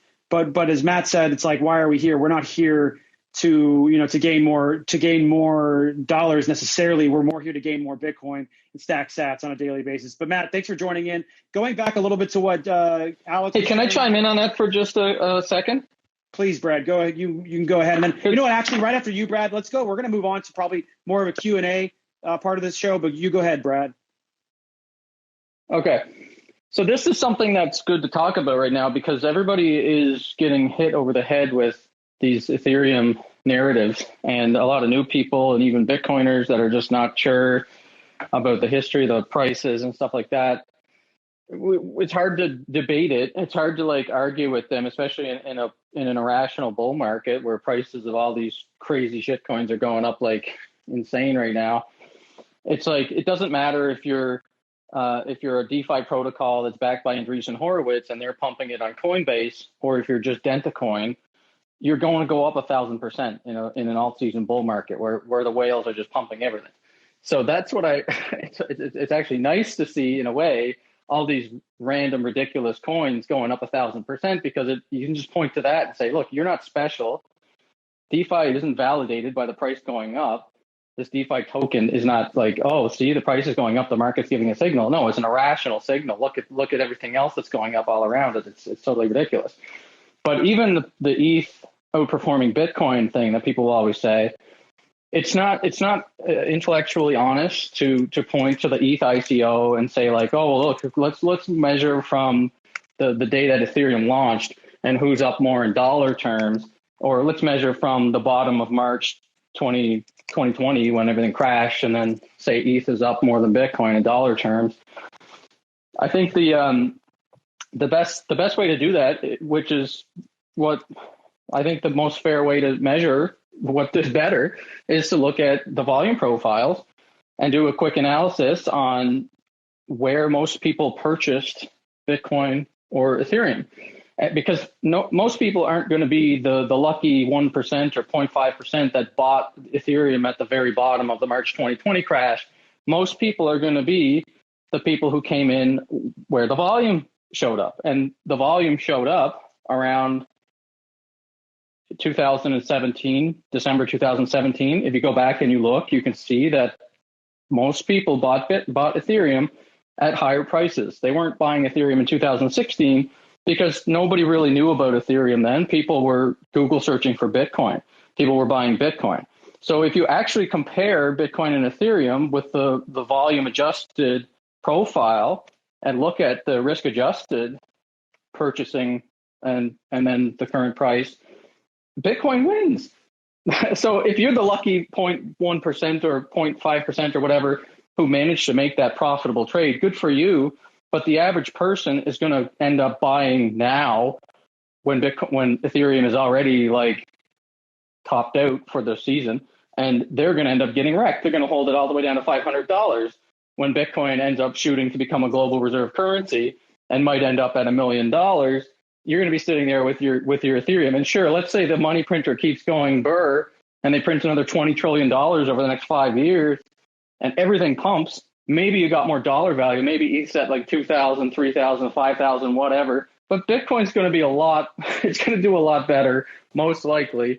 So even still, on a risk adjusted basis, I don't think many people will say that Ethereum is going to be better in dollar terms, even in crypto, quote unquote crypto. Most of them hold Bitcoin. Most of them actually have the majority of their net worth in Bitcoin. Even things like the Winklevoss, like those guys are pumping Ethereum and shitcoins all the time on Twitter. I'm pretty sure they got the majority of their net worth in Bitcoin. So it's just really frustrating to see. It's intellectually dishonest for all these guys to be pumping up all these other coins when they all hold Bitcoin for the majority of it. And mostly it's because they're earning fees on their business. Every single shitcoiner has Bitcoin for their grandkids held in cold storage. Okay. There is no Bitcoiner that has shitcoins held in cold storage for their grandkids. Period. Well, end of story. You're giving some humans too much credit. There's some people out there. I'm sorry, but to Brett's point, also, by definition, if we look at any asset, even the worst performing asset in history, if we look at the all-time low of that asset, by definition, it's higher today in terms of whatever we're measuring it by. So people that point out literally an all-time low for something, like when somebody says, well, you bought Ethereum in March. Well, by definition, obviously, it's higher today than it was when it was, by definition, as low as it's ever been. Are you intentionally providing interference for shitcoins, or is it just an accident? I guess it's an accident. No, I'm saying like it's a bad measure. It's a misleading All right, guys, I think we've covered all of the major points we covered the history, we covered the technical side, we covered the economic side, we covered the marketing and just how horrible that is. I kind of want to move on to the next, unless anybody up here thinks I missed anything. I want to move on to the ability to kind of open it up to the panelists that are on stage right now. I've also opened up the hand raising so that people in the audience can raise their hand, come up on stage and ask questions. That'll be the next phase of the show. So if you're interested in coming up on stage to talk to the panelists up here to ask questions, feel free to raise your hand. If you're not able to come up on stage, but you do have a question, like I said, head over to the Telegram that I set up. Travis is also over there helping to moderate that. That's in my bio, in my Twitter feed, or on my link tree, or on Twitter or Instagram. Head over there, ask questions. I also just posted a chart, the historical chart of Ethereum to Bitcoin there. So go take a look at that as well. And you can see how poorly it's performed against Bitcoin, even over the long term, but even in the near term, it's actually it's much closer to historic lows than it is to the past where it's historic highs against Bitcoin. So go check that out in the Telegram. we've had a bunch of people that have been waiting a really long time on stage that are probably interested in asking questions. I know, Akosa, you were really interested in getting into the conversation. Just wanted to make sure that to drop in with you first and see if you had anything you'd like to add. Yeah, thanks, Dennis. And sorry for I didn't really fully sink into the structure of the conversation before, No problem, so, dude. No problem. You kind of jumped in halfway through the show, so go ahead. I guess my big question is, I'm not sure if we talked about it that much with regards to layer 2. I may have missed it. But I didn't know if anybody talked about Arbitrum and its implications for, I think that the speakers before did a really good job of laying out, especially on the economic front, why Ethereum isn't really viable as it's using proof of work because the incentive structure is just so fucked. And they also laid out the problems with switching to proof of stake either. So going to Ethereum 2.0 isn't really better in terms of the incentive structure. But I guess I didn't know if anybody had any thoughts on like Arbitrum or some of the other layer 2 solutions and what their viability is, or if you could take like a similar approach and apply to. I know Bitcoin has Lightning, and they have also some side chains as well, but I didn't know if we could apply any of those approaches to the Bitcoin blockchain and the Bitcoin ecosystem. You're asking, are any of the Ethereum sidechains valid for like Bitcoin scale? Well, yeah, like any of the layer 2s like solutions they have, like I know they have like ZK rollups, they have other rollups as well, like Arbitrum is doing their own thing or whatever. They have like their own like myriad of ways they're trying to solve the clusterfuck that is Ethereum network congestion and astronomical. Yeah, I kind of think of all the other chains as a test net for Bitcoin. And in the end, if any of their products or code bases end up having value, likely that value will be put on top of Bitcoin in layered solutions. You know, often a lot of these are broken as far as their store of value from the very get-go. But if there is value as far as code base, you know, if you're gonna store any amount of value in something, you'll want to do it on Bitcoin, most certainly. So, and just I'll say this before I let it go. Anyone who's holding Ethereum or these shit DeFi products going into this bear cycle coming, they're going to see exactly what happened in 2017, 2018. They're going to lose all their money. So just be very, very careful if you haven't gotten that. Yeah, and as far as like specifically, most of the Ethereum layer 2 scalings that I'm aware of, they're essentially just like the same thing all over again, just smaller or federated. You know, as long as they're using blockchain, which all of them try to use blockchain, it will not scale. You'll have the same issues where you have to run it on a cloud service provider like AWS or some other hosted deal. You're not going to have users running it for themselves. When it comes to... Or I just like to say furthermore, if you're using like a federated sidechain or any kind of trust model as a layer 2, then there's not really any point in using or in requiring like consensus, right? Like you just trust the parties you trust and they enforce the rules. There's no point in like doing something fancy so that everyone can be a validator. Like at the end of the day, if the people you're trusting like are malicious, it doesn't matter that you're validating. You get screwed. Like that's just how it works. Yeah, I agree with you. I guess the main reason I asked the question is just because, like from a high level, from what I understand, their approach is that they want to keep the data on chain at all times and they want to move the execution off chain. And I thought it was an interesting idea because with layer 2, I mean, a lot of people look at Lightning as being like layer 2 for Bitcoin. And from what I've been seeing as I try to read around, like layer 3 seems like it's going to rely on the establishment of smart contracts in a safe and secure way. So I didn't know if that was like something that people were looking into borrowing for the future for the Bitcoin ecosystem. I think one of the challenges that like Ethereum layer 2 runs into is that they always try to the way that Lightning Network works is it tries to keep track of essentially state of transactions. So it keeps kind of transaction data and that eventually gets settled to layer 1. Whereas Ethereum, not only do they need to deal with obviously like transactions that are occurring at layer 2, but they also need to deal with any type of data that's being utilized at layer 2. So if you have a state state update within the chain, within ERC20 or something else, or you do an action within the Ethereum blockchain, that also needs to be updated at layer 2. And I think the majority of the approaches for doing that today have all include some type of essentially relayer, which is essentially a trusted party within layer 2. Which, to Nadav's point, like if you need something like that, there isn't really much of a point. And the other challenge I think in layer 2 Ethereum as well is each of them has their own tokens. So each one of these layer 2s is competing with another one in order to kind of be the most popular. And so to be honest, I don't think as of currently, I don't see any like kind of approaches in Ethereum layer 2 that are applicable to Bitcoin. But I mean, obviously, if they do end up coming up with something that is novel or interesting, that can always be incorporated into Bitcoin. I want to keep things. Thank you. Being looked at. Jay, I just want to say a lot of these ideas are being looked at. It's just they use these weird, funky names: ZK rollups, ZK snarks. It's all state channels. So the wording may be different, but a lot of these ideas are pretty simple, and they will be utilized in sidechains of Bitcoin.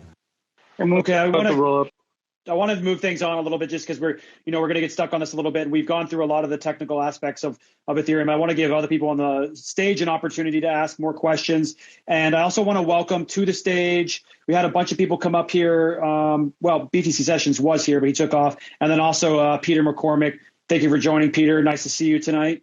But to continue down the people asking questions, Paul was in line and also Albert as well. Paul, wait, what's that? Who is Peter McCormick? Is that a pleb? Yeah, he's a guy. No, pretty good little. I'm a pleb. He must be. What does he do? Does he work for one of the Bitcoin companies or something? He works for the Bitcoin Foundation. Oh, the Bitcoin Foundation. I don't really like that foundation. He's the CEO. Hi, Matt. Is that Matt Odell? No, this is just Odell, full caps. I don't know who Matt Odell is. I'm a huge fan. Glad to hear that. Bitcoin Foundation, you guys have a lot of work to do. I hope to see you in Miami. Now, back to the point that Dennis was making, as much as I love this, did anybody have any questions on stage or have any comments? Yeah, I do. Matt Odell and Peter McCormick brawl it out on stage. That's fine with me too. But there was a few people that were interested in asking questions. We've got Paul. I really want to hear. Hey, Dennis, can we hear like a pro Ethereum question? Because I really want to hear a debate. I want things to get a little. I want things to get a little spicier. Yeah, this Ethereum talk's fucking miserable. It's been tiring all week. Every time I get on here, it's nonstop Ethereum. Does anybody have any updates on Chris Belcher's CoinSwap implementation? Last thing I heard about it was in February. Wrong room, man. So, we have a specific. Don, this is a specific topic. So real quick, I'll explain it for the people that don't know. Maybe they're new to the room. I do a weekly show on Clubhouse through Cafe Bitcoin called Deep Dive. We pick a specific topic and go deep with the experts on it. So if that's not what you're interested in, there's plenty of other rooms out there. But this conversation is specifically about Ethereum and more or less why we don't like it. So if you're interested in asking a question, feel free to raise your hand or head over to the Telegram channel to pop in there as well. Link in the bio. But who is up next? Paul. Wait, did you just remove Don for talking about coin swaps? Oh, I didn't. Whoever removed him shouldn't not remove people, okay? Someone just removed Don for talking. I feel like now that Don's been removed for talking about coin swaps, we should champion in this room and we should just talk about coin swaps for the next 15 minutes. I mean, that's not the topic. I think we should actually get Chris Belcher that's not the topic. Here. I mean, if the topic is why Ethereum is going to fail, and if it involves coin swaps. Because if Bitcoin can't have proper privacy, then maybe there's an opportunity for another fucking coin. And Chris Belcher's work on coin swaps is part of the reason why I'm so fucking bullish on Bitcoin. And the fact that the Ethereum fucking people don't care about censorship resistance and don't care about privacy is one of the reasons I'm so bearish on Ethereum. So Can you just say that maybe Bitcoin would fail and Ethereum would be better because of privacy?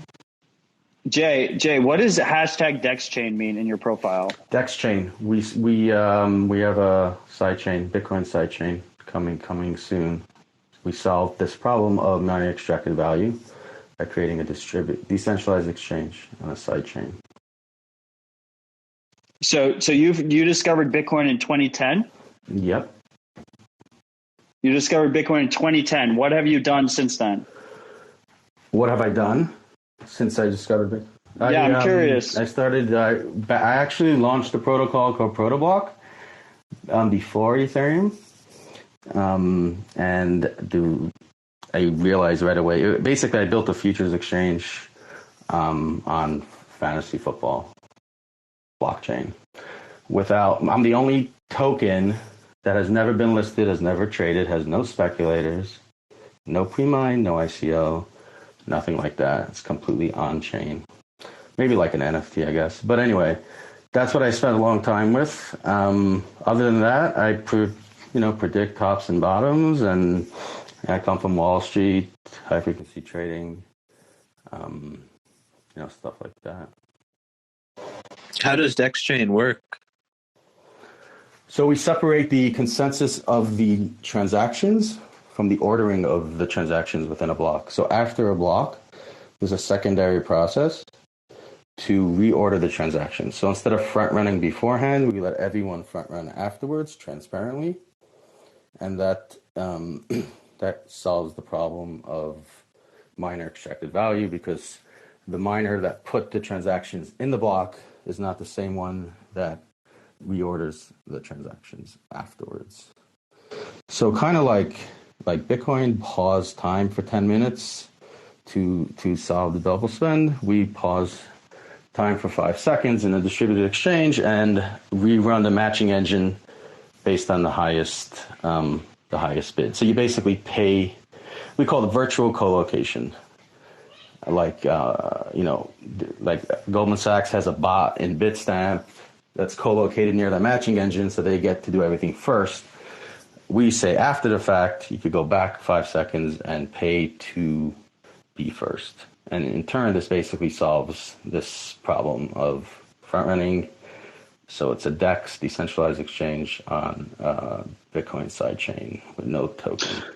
Jay, thank you for explaining the product that you have. But Joshua, what's the question related to? Yeah, thanks, Dennis. My question is, I agree with the topic. Ethereum is broken, but my question is, and I follow a lot of people on this stage, and I agree with a lot of the principles that are preached here. But sometimes I feel like one acknowledging that Ethereum is broken, there isn't necessarily an acknowledgement of the nuance of the use cases of something like a Bitcoin versus an Ethereum. And I feel like it can, if we're just talking to the everyday average person, I'm confused as to why the story from, I feel like a lot of people in here is that it's one way, it's just definitely not the other. There's kind of no middle ground. And I'm just curious as to why it always seems or has to be a war when it can just kind of be a dialogue where we just go back and forth. I think there's no middle ground between mathematical, computer strict set of rules governance with strict supply and arbitrary human governance with who knows what supply. I think those are completely opposite things. And so if you like one of those things, then you won't like. I'm talking about use cases, not simply Well, I mean, I think the big issue is because a lot of people look at the use cases for Bitcoin and they think that they can just map it onto Ethereum because it's all crypto. And that's very annoying to keep hearing that over and over again. They're two fundamentally different things. The most charitable interpretation you could give to Ethereum is that it is a rate limiting mechanism that exists to control for the network and try and prevent congestion. So when you look at it like that, you can see why they would want to trend towards a dubious, probably leaning towards inflationary monetary policy. I put quotes around the word monetary. And the reason that it is like that is because, worst case scenario, if the network gets so congested that it's prohibitively expensive to use, then maybe they just mint more tokens so that they can dilute the value of all the tokens that exist, right? And that's why it's not good as a store of value, which is what a lot of people are trying to use it as. It is a commodity that, I mean, if it's being used for its intended purpose, which is to control the access to the decentralized computer that is Ethereum, if we go with that narrative, right? It is a commodity that should wax and wane with the supply and demand. It should not, like the supply of it should wax and wane so that it's not too expensive for anybody to use it at any one time, right? They have two different concerns to really worry about. They have to worry about making sure it's not too cheap for people to have access to it, because otherwise the whole thing is overloaded, and make sure it's not too expensive, because then people will just stop using it. And I mean, then like the network sees it to really have very much utility. So when you think about it like that, you realize it's very different from Bitcoin, which exists, to be censorship-resistant store of value that can be transferred almost instantaneously, right? That's portable, that is divisible, and so on and so forth. Absolute scarcity. You have to understand, like Bitcoin, what it's doing. It's creating the soundest money, and Ethereum's just trying to copy it. And same thing with all these other shitcoins. Monetary systems that converge on one medium, because their utility is liquidity rather than like consumption or production. So any liquidity, categorically, to say that Ethereum is just simply trying to copy Bitcoin is just not true. Like that's no. The issue is that even if it isn't true, like the problem is that people buy into it thinking that is true, thinking that it's going to be the next Bitcoin. Well, hey guys, the other thing too that's different that we're not talking about that's really, I think, the main point of why there's so much animosity between the two camps, and why the people that are just coming in this cycle are like, why are people so religious? Like, why are there Bitcoin maximalists, and why are there coin maximalists and all this? It's because of, like I was saying at the beginning, back in the day when there was coins launching, there was Bitcoiners buying into ICOs, it wasn't as aggressive. We saw in 2017 with the SegWit 2X and with Coinbase and the big businesses turning against Bitcoin and investing hundreds of millions of dollars into competing projects, trying to siphon value away from Bitcoin and launching stablecoin products and marketing those, trying to steal or usurp the use case of Bitcoin as peer-to-peer cash and money. And with Bitcoin Cash coming, trying to steal the branding, and VCs like Fred Wilson saying like, oh, Bitcoin and Bitcoin Cash are both my children. I love them both equally. And all these VCs just taking a neutral stance and not fighting for Bitcoin. It hardened a lot of Bitcoiners to become more maximalist than they were, because we saw that all these people just care about money and they don't care about Bitcoin. So that's why it's really a lot of animosity between Bitcoiners and Ethereum. Right, like they're kind of caught up. And so something that JC was saying at the beginning of the room, actually, and this is what I was trying to hop in. I guess it's like the best analogy I can make is like if you look at the whole GameStop thing, right? Like the issue is that you see a lot of people who don't understand the mechanics, like the market structure, and what set of circumstances had to come into play to make that squeeze even successful the first time and the second time that we're seeing now or whatever, right? They just see, like GameStop went up and AMC has this one similarity, so I should buy AMC because it's going to be the next GameStop. And it's annoying because you're buying into two fundamentally different companies that do two very different things, but you're just conflating them because you're not taking the time to sit down and learn and make sure that you don't wreck yourself, right? So Dennis, let me try to help rephrase Joshua's question, right? So the question really is, right, we hear this a lot in rooms on Clubhouse. Doesn't Ethereum, and I'm just trying to clarify what I thought I heard Joshua asking. A lot of newbies say in rooms, doesn't Ethereum have a different use case? Therefore, it's okay to own it as well, right? I don't believe, it's not my experience that they think it's the same as Bitcoin. It's the opposite. They think it's very different. They think it has a different use case. So they don't see any problem with owning it. That's, to me, what you really have to respond to, right? If you're going to do a takedown on Ethereum, right, you have to talk about, like, first of all, are these use cases real? Should they even be on a blockchain? And are they even something that, that even matters? To me, that's the heart of the matter, right? Right.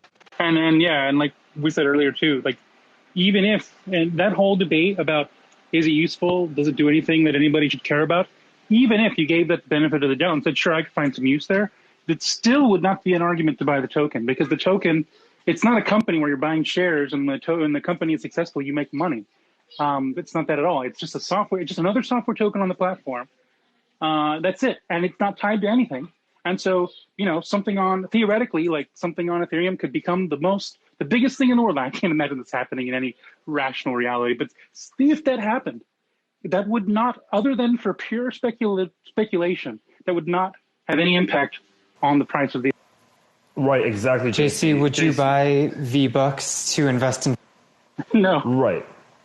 See that's exactly it. It's like they don't understand. They think they're buying equity, but they're buying a commodity. It'd be like if I bought like futures in bushels of potatoes because I think McDonald's needs my potatoes for French fries. That's basically what it is. And I sat on them. I mean, when I like buy Ethereum, I don't view it as a stock or an equity. I understand that it's a cryptocurrency. I understand that it's computational power to use the Ethereum network, and within that, I can do X amount of things. I can get an NFT. I can play around in DeFi. I can speculate. I can do whatever I want to do.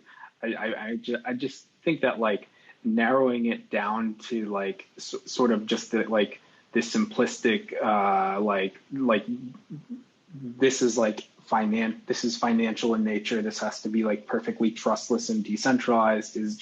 It's not nuanced. And I think, like to Brad's point, there is a lot of like it's human nature to like be tribalistic and have like tribalism tendencies. But I would just like I learn a lot from these rooms because it's like perspective that I don't naturally hold. It's just I tend to like strongly disagree when things are like looked in a really narrow realm. Well, if you take a step back from the tribalism sociology analysis, you can analyze the network for what it is, right? Why would I want to run a program for someone else to run something I need? And if that is decentralized, at the end of the day, who's running those servers? Where are those servers? And is there really a benefit for that trade-off, all the latency, all those sorts of issues? And maybe a related point, I think Joshua actually, at least I don't want to speak for other people, would say the exact opposite. I would say that these things should be more trusted and more centralized because right now they're neither of those things. Right, I agree. Joshua, I think it cheapens every. Oh, I'm sorry. Okay, really quickly, Joshua, do you think that the majority of people who are buying into ETH are thinking the way you do now? Like they're buying into it and they understand that it's a commodity rather than an asset that should sit on and wait for it to go up? No, the majority of people that are buying Ethereum because they think it's going to go up in money value terms. Exactly. Okay? Yeah. And it's not going to go up as much as Bitcoin's going to go up, period. End of story. See, that's what I mean, okay, but I have no idea. Like Joshua, we just spent an hour and a half talking about all the reasons why Ethereum's broken. I agree it's broken. I'm just saying I can't like say with like definitive fact that like I know like X amount of people are buying Ethereum for this reason. I think a lot of them buy it for financial speculation and because they think number go up, like how Bitcoin has performed. But I think that, I mean, you could say it's broken if people are just naturally or looking at it from that like point of view. I just think that there's many perspectives. If people want to invest in charity, they should invest in charity. If people want to invest in sound money, they should invest.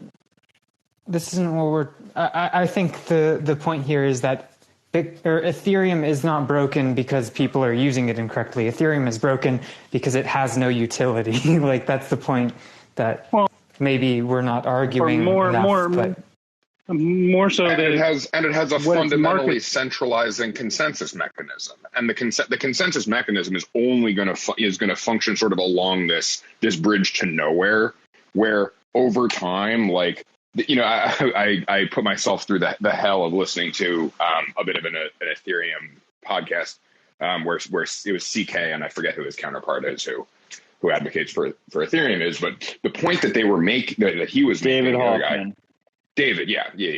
The point that David was making was his point was that proof of stake is about security and not about issuance. And this is the fundamental thing. This is why there is going to be this ongoing, eternal centralizing tailwind within that project and community, is that there's a belief system that it's about protecting the security of the existing state, the existing state, essentially, it's not actually about having a low barrier to entry security model so new entrants can enter the competition for securing the network and get to earn a participating, vig of either transaction fees or block reward, depending on what time scale you're looking at it over. And so this idea that, and he says it's explicit in the way that David talks about proof of stake, is that it's about securing existing address funds, not about competing to produce additional security within the network that comes from the race to the bottom for energy prices and sort of the race to the top for efficiency within the operating model for miners. Like it's this very insidious thing that is already baked into the language that the consensus mechanism of the future is fundamentally about securing existing balances, which is doublespeak, to use the Orwellian phrase, for becoming the Cantillon insider of the future, right? Like the whole operating model for transitioning from ETH 1.0 to 2.0 is explicitly a race to the Cantillon spigot for those who can get their hands on a stakeable amount of ETH, which we've already seen over a long enough time scale is an irreparably centralizing force. Like they're explicitly opting into this. That's why it's fundamentally broken. It's a broken consensus mechanism that's being suggested as an upgrade. It's a broken issuance model that they're trying to put a fig leaf on deflationary, when really what it means is it's deflationary for the people who hold existing balances, and it's inflationary or reductive for those people who don't. They're either being devalued through the net new issuance, or they're being devalued by the available utility of the network, right? So no matter what happens, there's going to be an erosion effect to a proof of stake migration. And they're all signing up for it because they've been sold sort of through the lens of complexity and these very, very sort of obfuscating models around security, quote unquote, economy, quote unquote, governing body, which they say the governing body is code. But what they really mean is that the governing body are a couple of ideologues who are able to introduce new BIPs and convince the community that code is law. Like it's a ridiculous type of code upgrade model and introduction of new features that's explicitly going to harm and rob participants in the community. You mean EIPs, right? You said BIPs. Oh, I'm sorry, EIPs.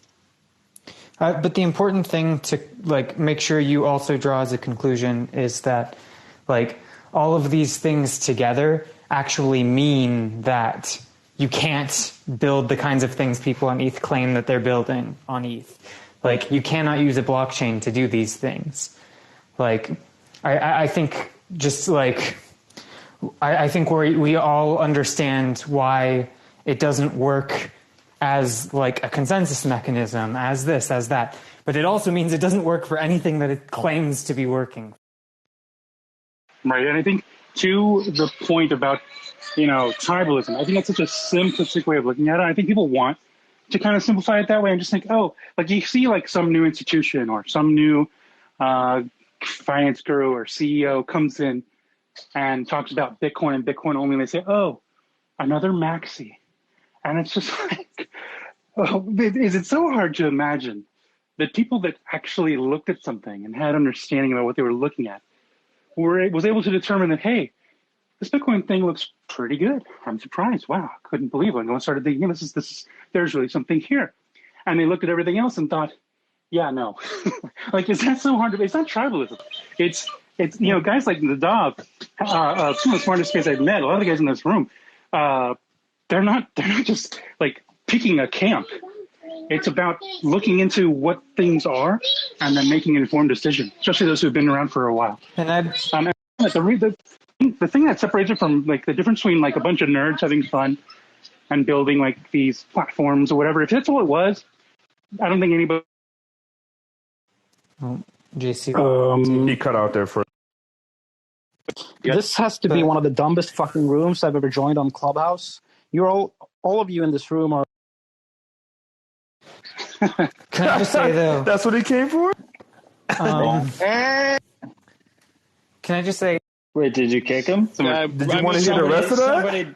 Sorry. Somebody booted him. Let's hear let's even see if he has something to say. But also wanted to welcome Jimmy, Udi for coming up, and Jeet as well. Thank you guys for joining us tonight. Eric, come back up. Nope, Eric's gone. All right. Can I really, you're going to let that guy back up after he said that? Come like on, he started that way? I want to hear what he has to say.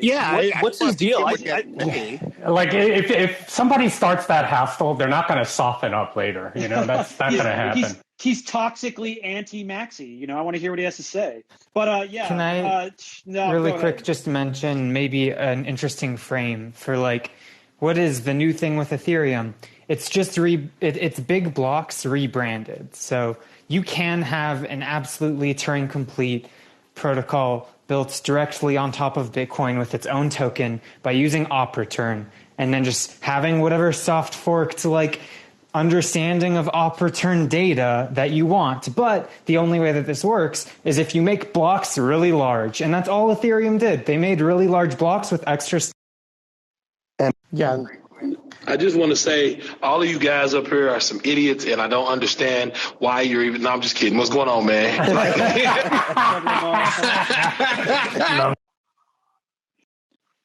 No, can I just say something? Really cool. Jimmy, go ahead. Yeah. So I like the stuff that Joshua says, like what a lot of people say. It like comes up so often in these rooms, right? It's, hey, you know, there are other perspectives out there, and they're just as valid as yours, or something like that. It's like, no, it's not. There are objective facts, and you could go and listen to the actual technical details and find out what's actually the truth instead of, oh, you know, that's just your perspective. You know, you guys are Bitcoin maxis and therefore, you know, you're biased or whatever. Maximalism isn't prescriptive, it's descriptive, right? That's what we like to say. And the idea is that it's not necessarily that we're like cheering for our own team, right? It's not Red Sox Yankees or something, and we're cheering for one team versus the other, and the Ethereum camp is cheering for their team. It's not like that at all. It's descriptive. Money has a network effect. There are certain things that Bitcoin has that Ethereum absolutely does not have, including decentralization. And you have to look at the technical details instead of just being like, oh, well, some people are saying one thing, some people are saying something else, therefore the truth must be in between, and therefore I'm going to discount the opinions of all of these people that are that are in this camp because I don't want to bother to go and look at, you know, the technical details or actually learn the economics of how the whole thing works. That's just being intellectually lazy. And unfortunately, this is very common in this industry where people are like, oh, you know what? I don't know who's right. So, you know, I'll just buy some of each of the top 10 cryptos and, you know, go from there. That's the wrong way to do things. You have to learn what the actual details are and learn what it is that what it is that Bitcoin maximalists know, which is that Bitcoin is money. It is decentralized, and all of the other stuff is. Jimmy, I think. Hello. So if Peter, you want to go ahead? Yeah, I do. I want to speak. Yeah, Jimmy. Look, I mean, you know, I agree with you a lot, but I think one of the things we some of us forget here sometimes is that, like, I am about to make excuses for this, but you've been in for such a long time. And it's such common sense for you. Like, you've written books about programming Bitcoin, right? Honestly, I still don't even know what an XPub is still now, and I still don't understand it. And some of this stuff is just really freaking complicated. And it's not just understanding tech stuff; it's understanding economics. And some people do not have the capability to ever understand it in a way that becomes natural to you. And therefore, they don't see it as Bitcoin and shitcoins. They see it as just stuff they have to choose between. And you can say you can go away and do the work, but like I'm sure plenty of people do, and they still come back and they still can justify to themselves why they think they might be right and why you might be wrong. And I'm not doing this to be provocative. It's just, you know, I make a show based on trying to keep things easy, and I get like 30 to 40 emails a day, and the stuff I get is you crack up at the things people are asking, the most basic questions and things people don't understand. So I don't think it's just about saying people haven't done the work. I just think this stuff is really hard to get to that objective truth actually Bitcoin. But hold on. That,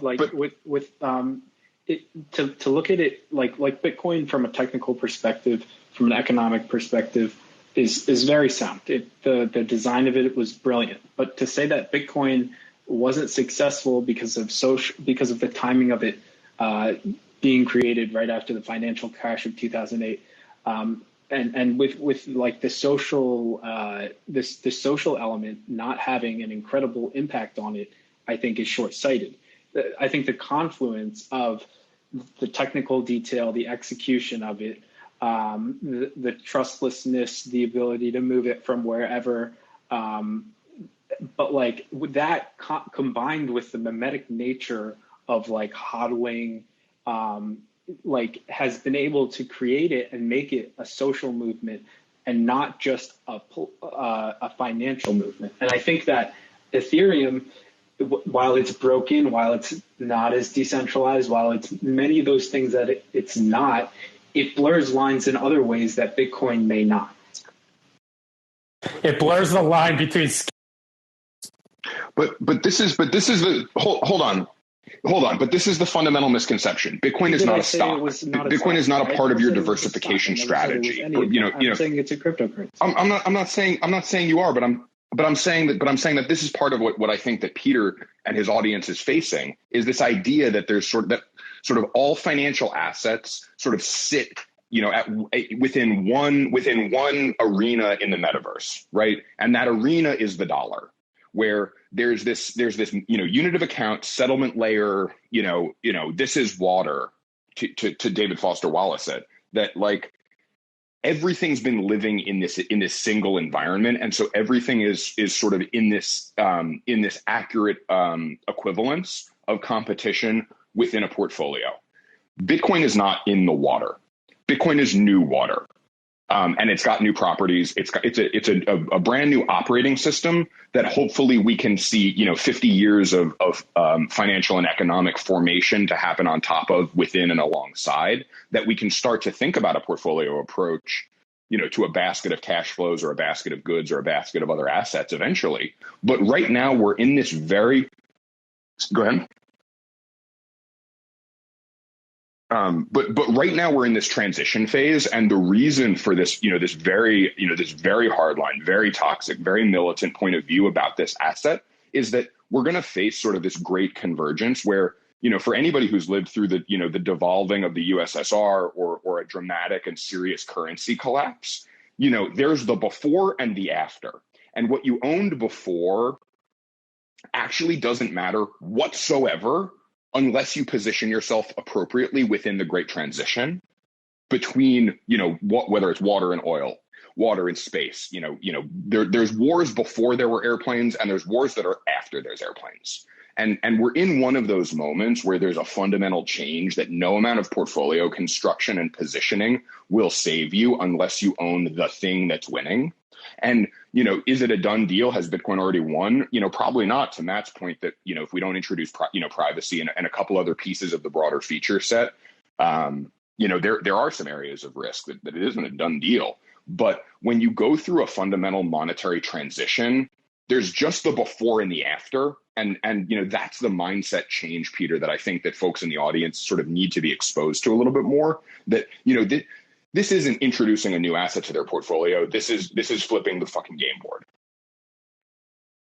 Also, I want to point out, Peter, like there have been a lot of people that, quote unquote, didn't get the technical or economic details. And they've been around, right? Like I think it was Tone Bays that pointed out to me, like from 2011, if you look at all of the quote unquote OGs, if you weren't technical back then, and you had Bitcoin at that point, every single one to a man has become a shitcoiner as a result, right? Like they didn't actually get it. And this is the thing. If you don't do the work, it's going to be very difficult to hold because you're not going to understand what this whole thing is about. And this is where I think you really do need to understand your investment. It might take you years. It certainly has for me, and I imagine for a lot of people, to really understand what this thing is. But like in the meantime, like you really have to put in the work. I don't think there's really any getting away from that. Now, to Joshua's point about there's some element of memery or rhetoric that help Bitcoin. We don't know, right? I'm not saying you're wrong. I'm not saying you're right either. But we don't know exactly how much of that happened. What we do know are that the properties of Bitcoin align almost perfectly to what money should be, and it's been proven out over 12 years, and the price reflects like how good it is technically speaking. Now, Ethereum, on the other hand, is this weird platform for creating your own central bank, essentially, and or copyright office or whatever, and that's what most of the people use it for. And really, the only reason people use it is because there's also already a bunch of people there that will buy whatever you're selling because they got printed money from the Ethereum people. So that seems to be the dynamic there. Like you're free to go check my hypotheses or my theses or whatever. Go and look at it, right? Like this is work that you have to do on your own. But the last thing you want to do is say, okay, well, these people say one thing, these people say something else. I'm just going to go down the middle and think that, some of this is true, some of this is true, and just, like bet on both. Because you're going to have a hard time holding. I'm going to tell you right now, 10 years. I've read some of your work, and I need to read more because and I agree with most of your points there. Yeah, I think one of the things that we're dealing with really is that a lot of people attribute value with the ability to be able to build on it, right? And I always say that it's akin to like people saying I can build a castle, and then they go to the beach and build castles out of sand. Yeah, every kid at the beach can pick up a mold and build a castle out of sand, but that doesn't mean that it's valuable because everybody can build the castle out of sand. I look at Bitcoin as being like the hard rock, the granite that you build the castle out of, but everyone can't do it, so they say, well, there has to be something else that everyone can build on. And I think that's what we run into a whole lot in this space. And here's the other part: the incentives are the money, right? So then, of course, there are people who, and that goes back to what Jimmy's saying. That's why you have to do your work, because there are people who are attributing this value based on talking points they have without actually understanding those talking points, understanding what people are trying to say, and not being able to break down the technicals of it. So then when they don't do the work, then the only thing they're doing is basically regurgitating talking points that help them to try to push the value up so that some greater fool will come buy the token in the future. When the truth of the matter is the value of the token is not actually set up to do what they're saying the value is for it to do, which is to build castles. You get what I'm saying? So I think that's what we're dealing with. Like, you've never really seen technology that people are playing around with associated with an actual price. And that price provides these misalignment of incentives so that people would rather get the price up and use the price as something to say, look, it's valuable because the price is up, when truthfully the true value is somewhere else, because it's basically based on how you can actually. Measuring intrinsic value is while there are technical aspects of it, there are also social aspects of it too. And those social aspects will never be quantifiable. That's the only point. Fair enough. I just don't see, whatever. I just don't see how anything transfers into value of like I don't know. If you want to give value to something, like you can value sand around us and say, like, collectively as a society, we're going to choose to value to sand. But then it just comes down to what is money? Like, what makes something good money? And sand isn't good money because it's everywhere and there's too much of it. It's not hard to get. And you can choose to value something like Ethereum, but then you got to go back to the monetary property, and it's just. I think everyone, thank you so much to everyone who has joined in the room so far. We have some pretty amazing people up here on stage. Thank you all to the powerhouse people that you know who you are, who are on the stage right now. We've been having a great room tonight talking about Ethereum. I want to get to a few people that have come up on stage. Real quick, it sounded like Udi was going to say something, and I was hoping for him to say something funny, because I want someone to say something funny. I can barely keep track of who's talking and not, but Udi, please go ahead. Well, it's not funny, so now I think maybe I shouldn't say it. Udi, we all want to hear you speak.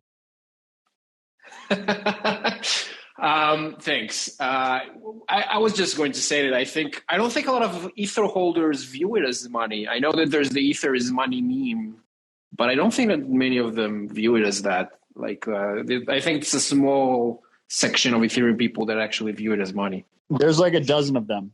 Why does anybody hold Ethereum in like a portfolio? I've never met a guy that says, I'm just holding ETH in case I need it for fees. Like I've never. Yeah, I don't agree with that either, Rudy. I think the majority of like the crypto Twitter influencers and the money managers and like people that are in a position to recommend buying Bitcoin and also some Ethereum, like they all push the narrative. Even Grayscale wrote a paper or whatever for their ETH or ETH product, talking about how Ethereum competes with Bitcoin as money. It's like this 6-7 page long marketing thing about how Ethereum is good money and how they're constraining the supply coming up soon, and it's going to become less inflationary. And I think that's the intellectual honest argument, to compare Bitcoin and Ethereum together as the same things, and then Bitcoin destroys it. But the intellectually dishonest thing that most people do is say, oh, it's for DeFi and it's for NFTs and it's this new inclusive platform to build whatever you want, and Bitcoin is boring and stuck and it's just money, or this is everything else. So it's intellectually dishonest. I think that most people say that, oh yeah, well, we don't talk about price, we don't think this is money, it's not the same as Bitcoin, but then also like they do think it's money, otherwise they wouldn't have it's like Roger Ver saying Bitcoin Cash is peer-to-peer cash, but then he holds a lot of Bitcoin Cash. Like if he thinks that it's not going to go up in value, why the hell would he? Why would he have so much of it? For me at least, is just my perspective. It's dynamic. I think it's money. It's all those other things everybody else was mentioning. I think there's a couple of points I just want to make that are interesting. The U.S. government has ruled that it's not a security, along with Bitcoin. Those are the only two cryptocurrencies that have that. And wait, they have not ruled. They have not ruled that Ethereum is not a security. That is some bullshit. That was a personal statement from. Yeah, that was a personal statement. That wasn't like the Securities Exchange Commission. Okay. No, that's not true. That's not true. It is clearly under the jurisdiction of the CFTC that it's a commodity. Yeah, but the SEC hasn't actually said, like they've said with Bitcoin, that Bitcoin is not a security. The SEC refused to like specifically comment. The SEC chairperson commented that in his opinion, Ether is not a security, but they didn't actually say Ethereum, like here's our declaration, Ethereum is not a security. They didn't actually say it like in a legal format. It's still open for interpretation. Most likely it's not a security, but people say the SEC has said it's not a security. Okay, so which one is more of a security, Dogecoin or Ethereum?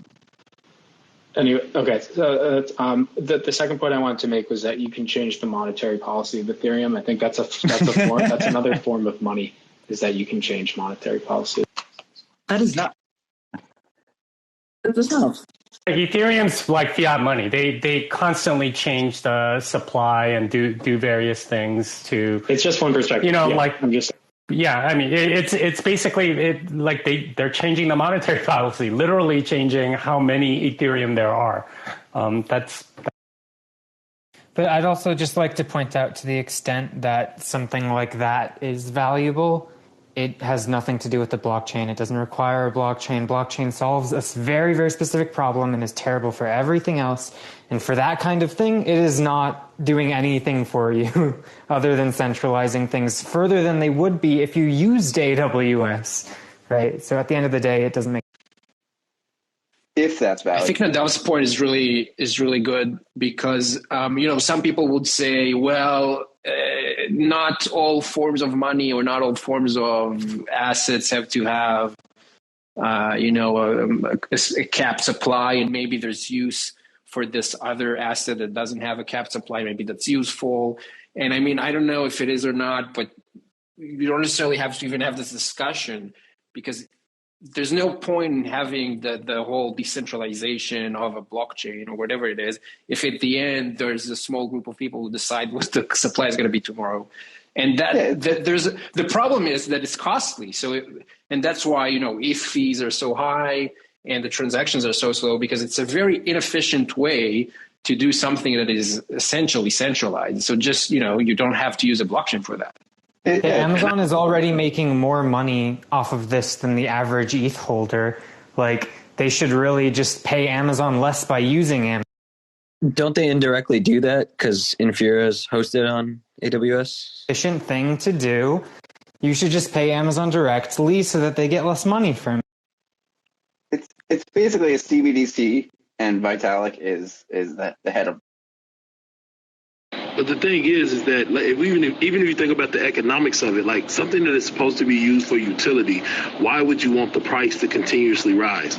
Because there is a theoretical point at which the utility of the thing is outrun by the actual price that it is to use it. And we're seeing that right now. So even if they change it, if they can't control the price of the thing and the price is going up, and that's what everybody assumes, that it's going to reach $10,000 and $12,000, all of that, then what happens to the utility that you said brought the value to it in the first place? Now, once you get rid of that situation, now you're back down to just money again. And we all know that Bitcoin is better money. So it makes no sense even from an economic standpoint from what people. Yeah, maybe the short one-liner is Amazon is a better blockchain than Ethereum. Really, it's a database, right? I agree that the because of the constant changing of monetary policy and the different interests of people that want the number of Ethereum to go up versus people using it as utility, those competing interests make it are conflicting in nature.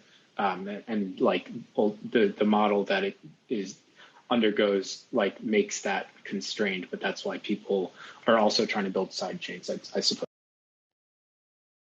Hey guys, not only is the monetary policy completely centralized, but also all the rules of consensus are completely centralized too, and they continue to change the rules of consensus in every hard fork. Like it's centralized from every point of view, from the developer point of view, from the distribution point of view, and from the node point of view.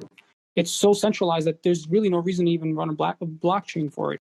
Yeah, and they can do it so much better in a centralized, fashion where it'll be a lot faster and cheaper and more efficient. Yeah. There's nothing wrong with what they're doing, but like, why would they have to lie and do all the smoke and mirrors of decentralization when it's not decentralized from any angle? Like, that's right. And I think like from that lens, proof of stake makes a lot of sense.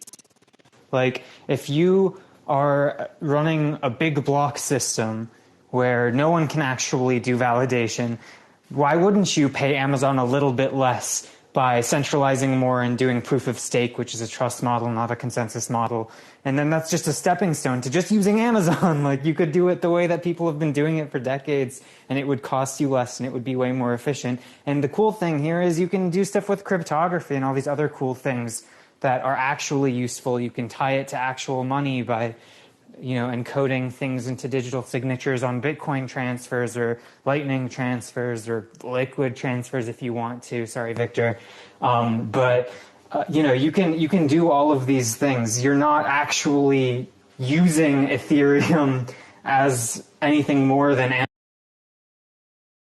I think that if a centralized entity were to try to make something like Ethereum, it would get shot down by regulators. That's right. And I guess when I say Amazon, I mean something more like a consortium of Amazon cloud services along with Azure from Microsoft, along with Google, along with some international folks. Like, I'm not saying that it's absolutely as bad in terms of centralization.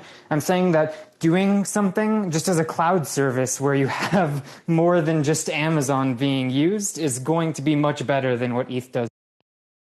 But Ethereum is just Ethereum is literally just the the dead broke dead, right, of all the other altcoins. Like it's literally like the one that basically birthed all of these because he brought a bunch of promises, and it just keeps bringing more promises than actually like showing up to you for your birthday. Like that's literally Ethereum. Like they just keep promising and promising, right? It showed up more than.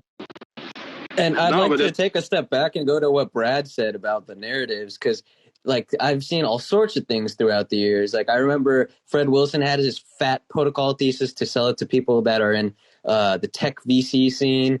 And then on top of that, Chris Bernesky released a book about MV equals PQ and the Fisher equation, how it's related to central planning cryptocurrencies and making sure the velocity is right for making sure the price keeps increasing. Like all this is just mental gymnastics and technobabble for like covering adoption at the end of the day, right?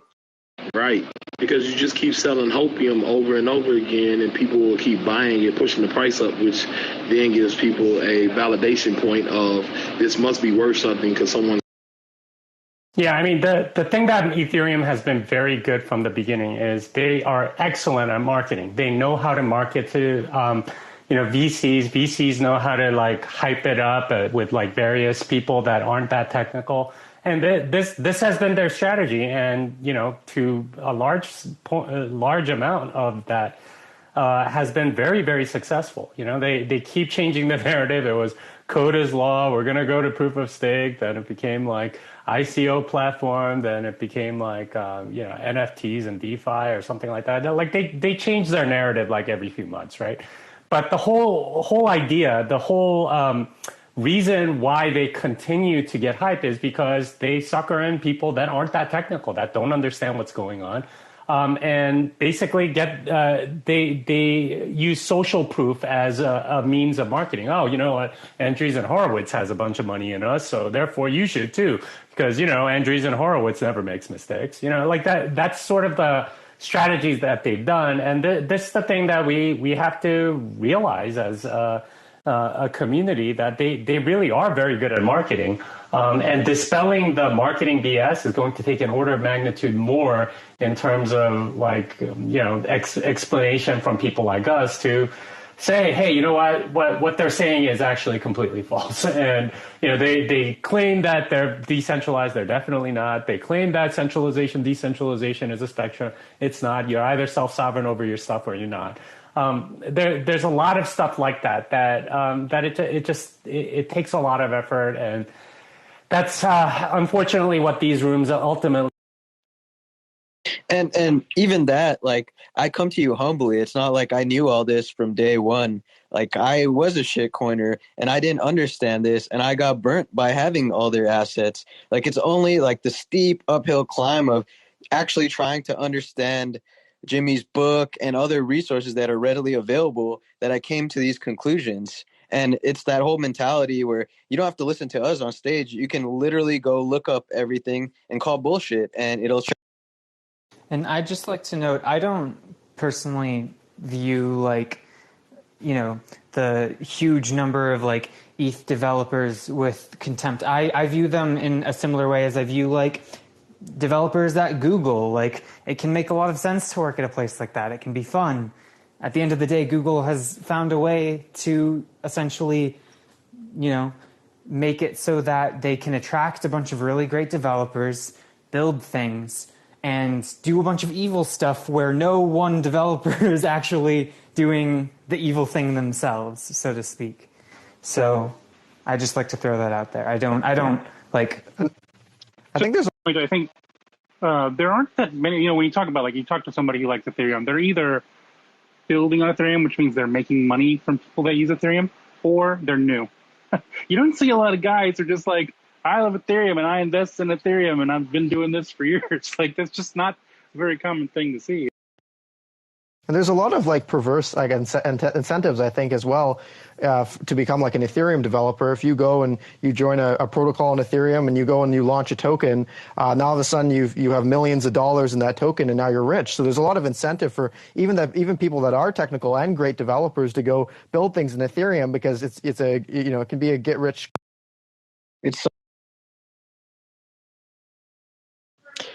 Hey Brad, check your Telegram.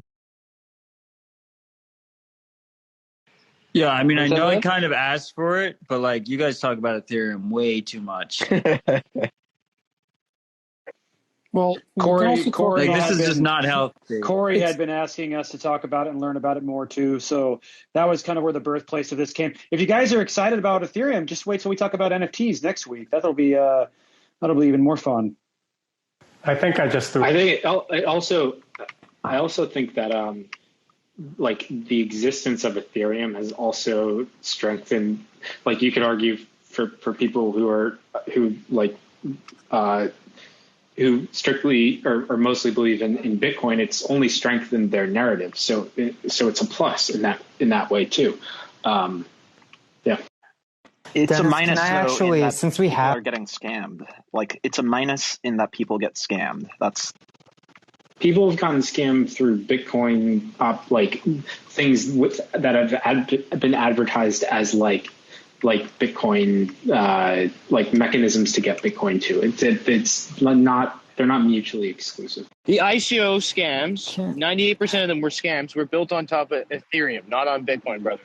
Billions of dollars of people's money was stolen from ICO scams in 2017, 2018. And it's about to be stolen at the other side of this cycle from the... When there's opportunity, there's always going to be scams. It's like the nature of anything that's ever... Well, just to play a little devil's advocate on that, it's not actually retail that's getting hurt by all this NFT stuff for the most part and DeFi stuff. It's mostly crypto traders. Like, they just moved from trading on Bittrex and in doing ICOs to just doing DeFi farming. It's mostly insiders and VCs and crypto rich people, crypto traders on Twitter getting wrecked. And I think it's on them. It's on someone that needs to. It's on every person needs to do their due diligence. If they get wrecked, they get wrecked. That's on them. Oh, like it's like saying there's a super scammy casino that sells you like something that isn't even real, but you have the opportunity to maybe trade it to somebody else, and you say, well, somebody wants to participate in that, that's on them. Or you can be like, hey, you can spend time telling people like that's not. It's literally a riverboat of gambling. Yeah, actually, I take that back because I was just thinking about DeFi, and when you factor in Binance and Coinbase and exchanges, there's millions of people that are doing this now with altcoins. I was just thinking specifically about DeFi. There's not that many people using DeFi. It's like tens of thousands. The fact that Coinbase sends emails about, hey, learn about this and we'll give you a little bit of this asset is ridiculous. We are talking a lot about ETH here. This is the point of the room. Can I actually, since we have... this was meant to be like a deep dive on ETH and like to be intellectually honest about it and come up with good arguments and go back and forth. But then like half of the room joined in the middle of it and it's like, why are you guys talking about Ethereum? Can I actually... Yeah, just to kind of reframe everything. That's why we're here right now. So if you're just tuning in...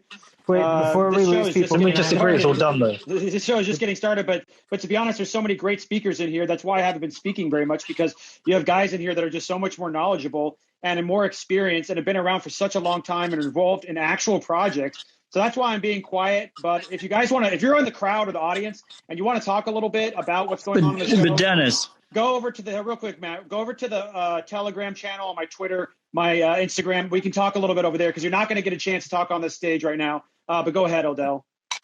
Dennis, can we pivot to like why Bitcoin is dope? And also, I feel like Ethereum is broken because Bitcoin is dope. Can we talk about why Bitcoin is dope? Would love to do that. Yeah, but Matt, we do have a problem that you can't buy. Real quick before we move on to that, can I just say, since we have a bunch of people with wide reach on stage, I want to get Jeremy Rubin and Chris Belcher on for future deep dives, and I don't have any direct channels to them. So if anyone wants to pressure them, I want to talk about coin swaps and options. Yeah, I'm not going to ask Chris Belcher to come on this surveillance app. So if you want to do that, Jeremy's been on here before. Hey everyone, so, Jeremy's here. Eric came back. Are we going to bring him up now and let him?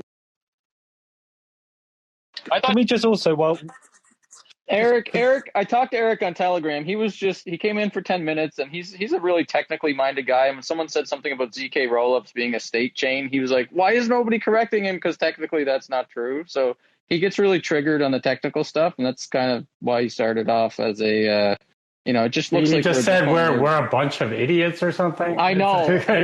Sorry, I don't think you're going to get any...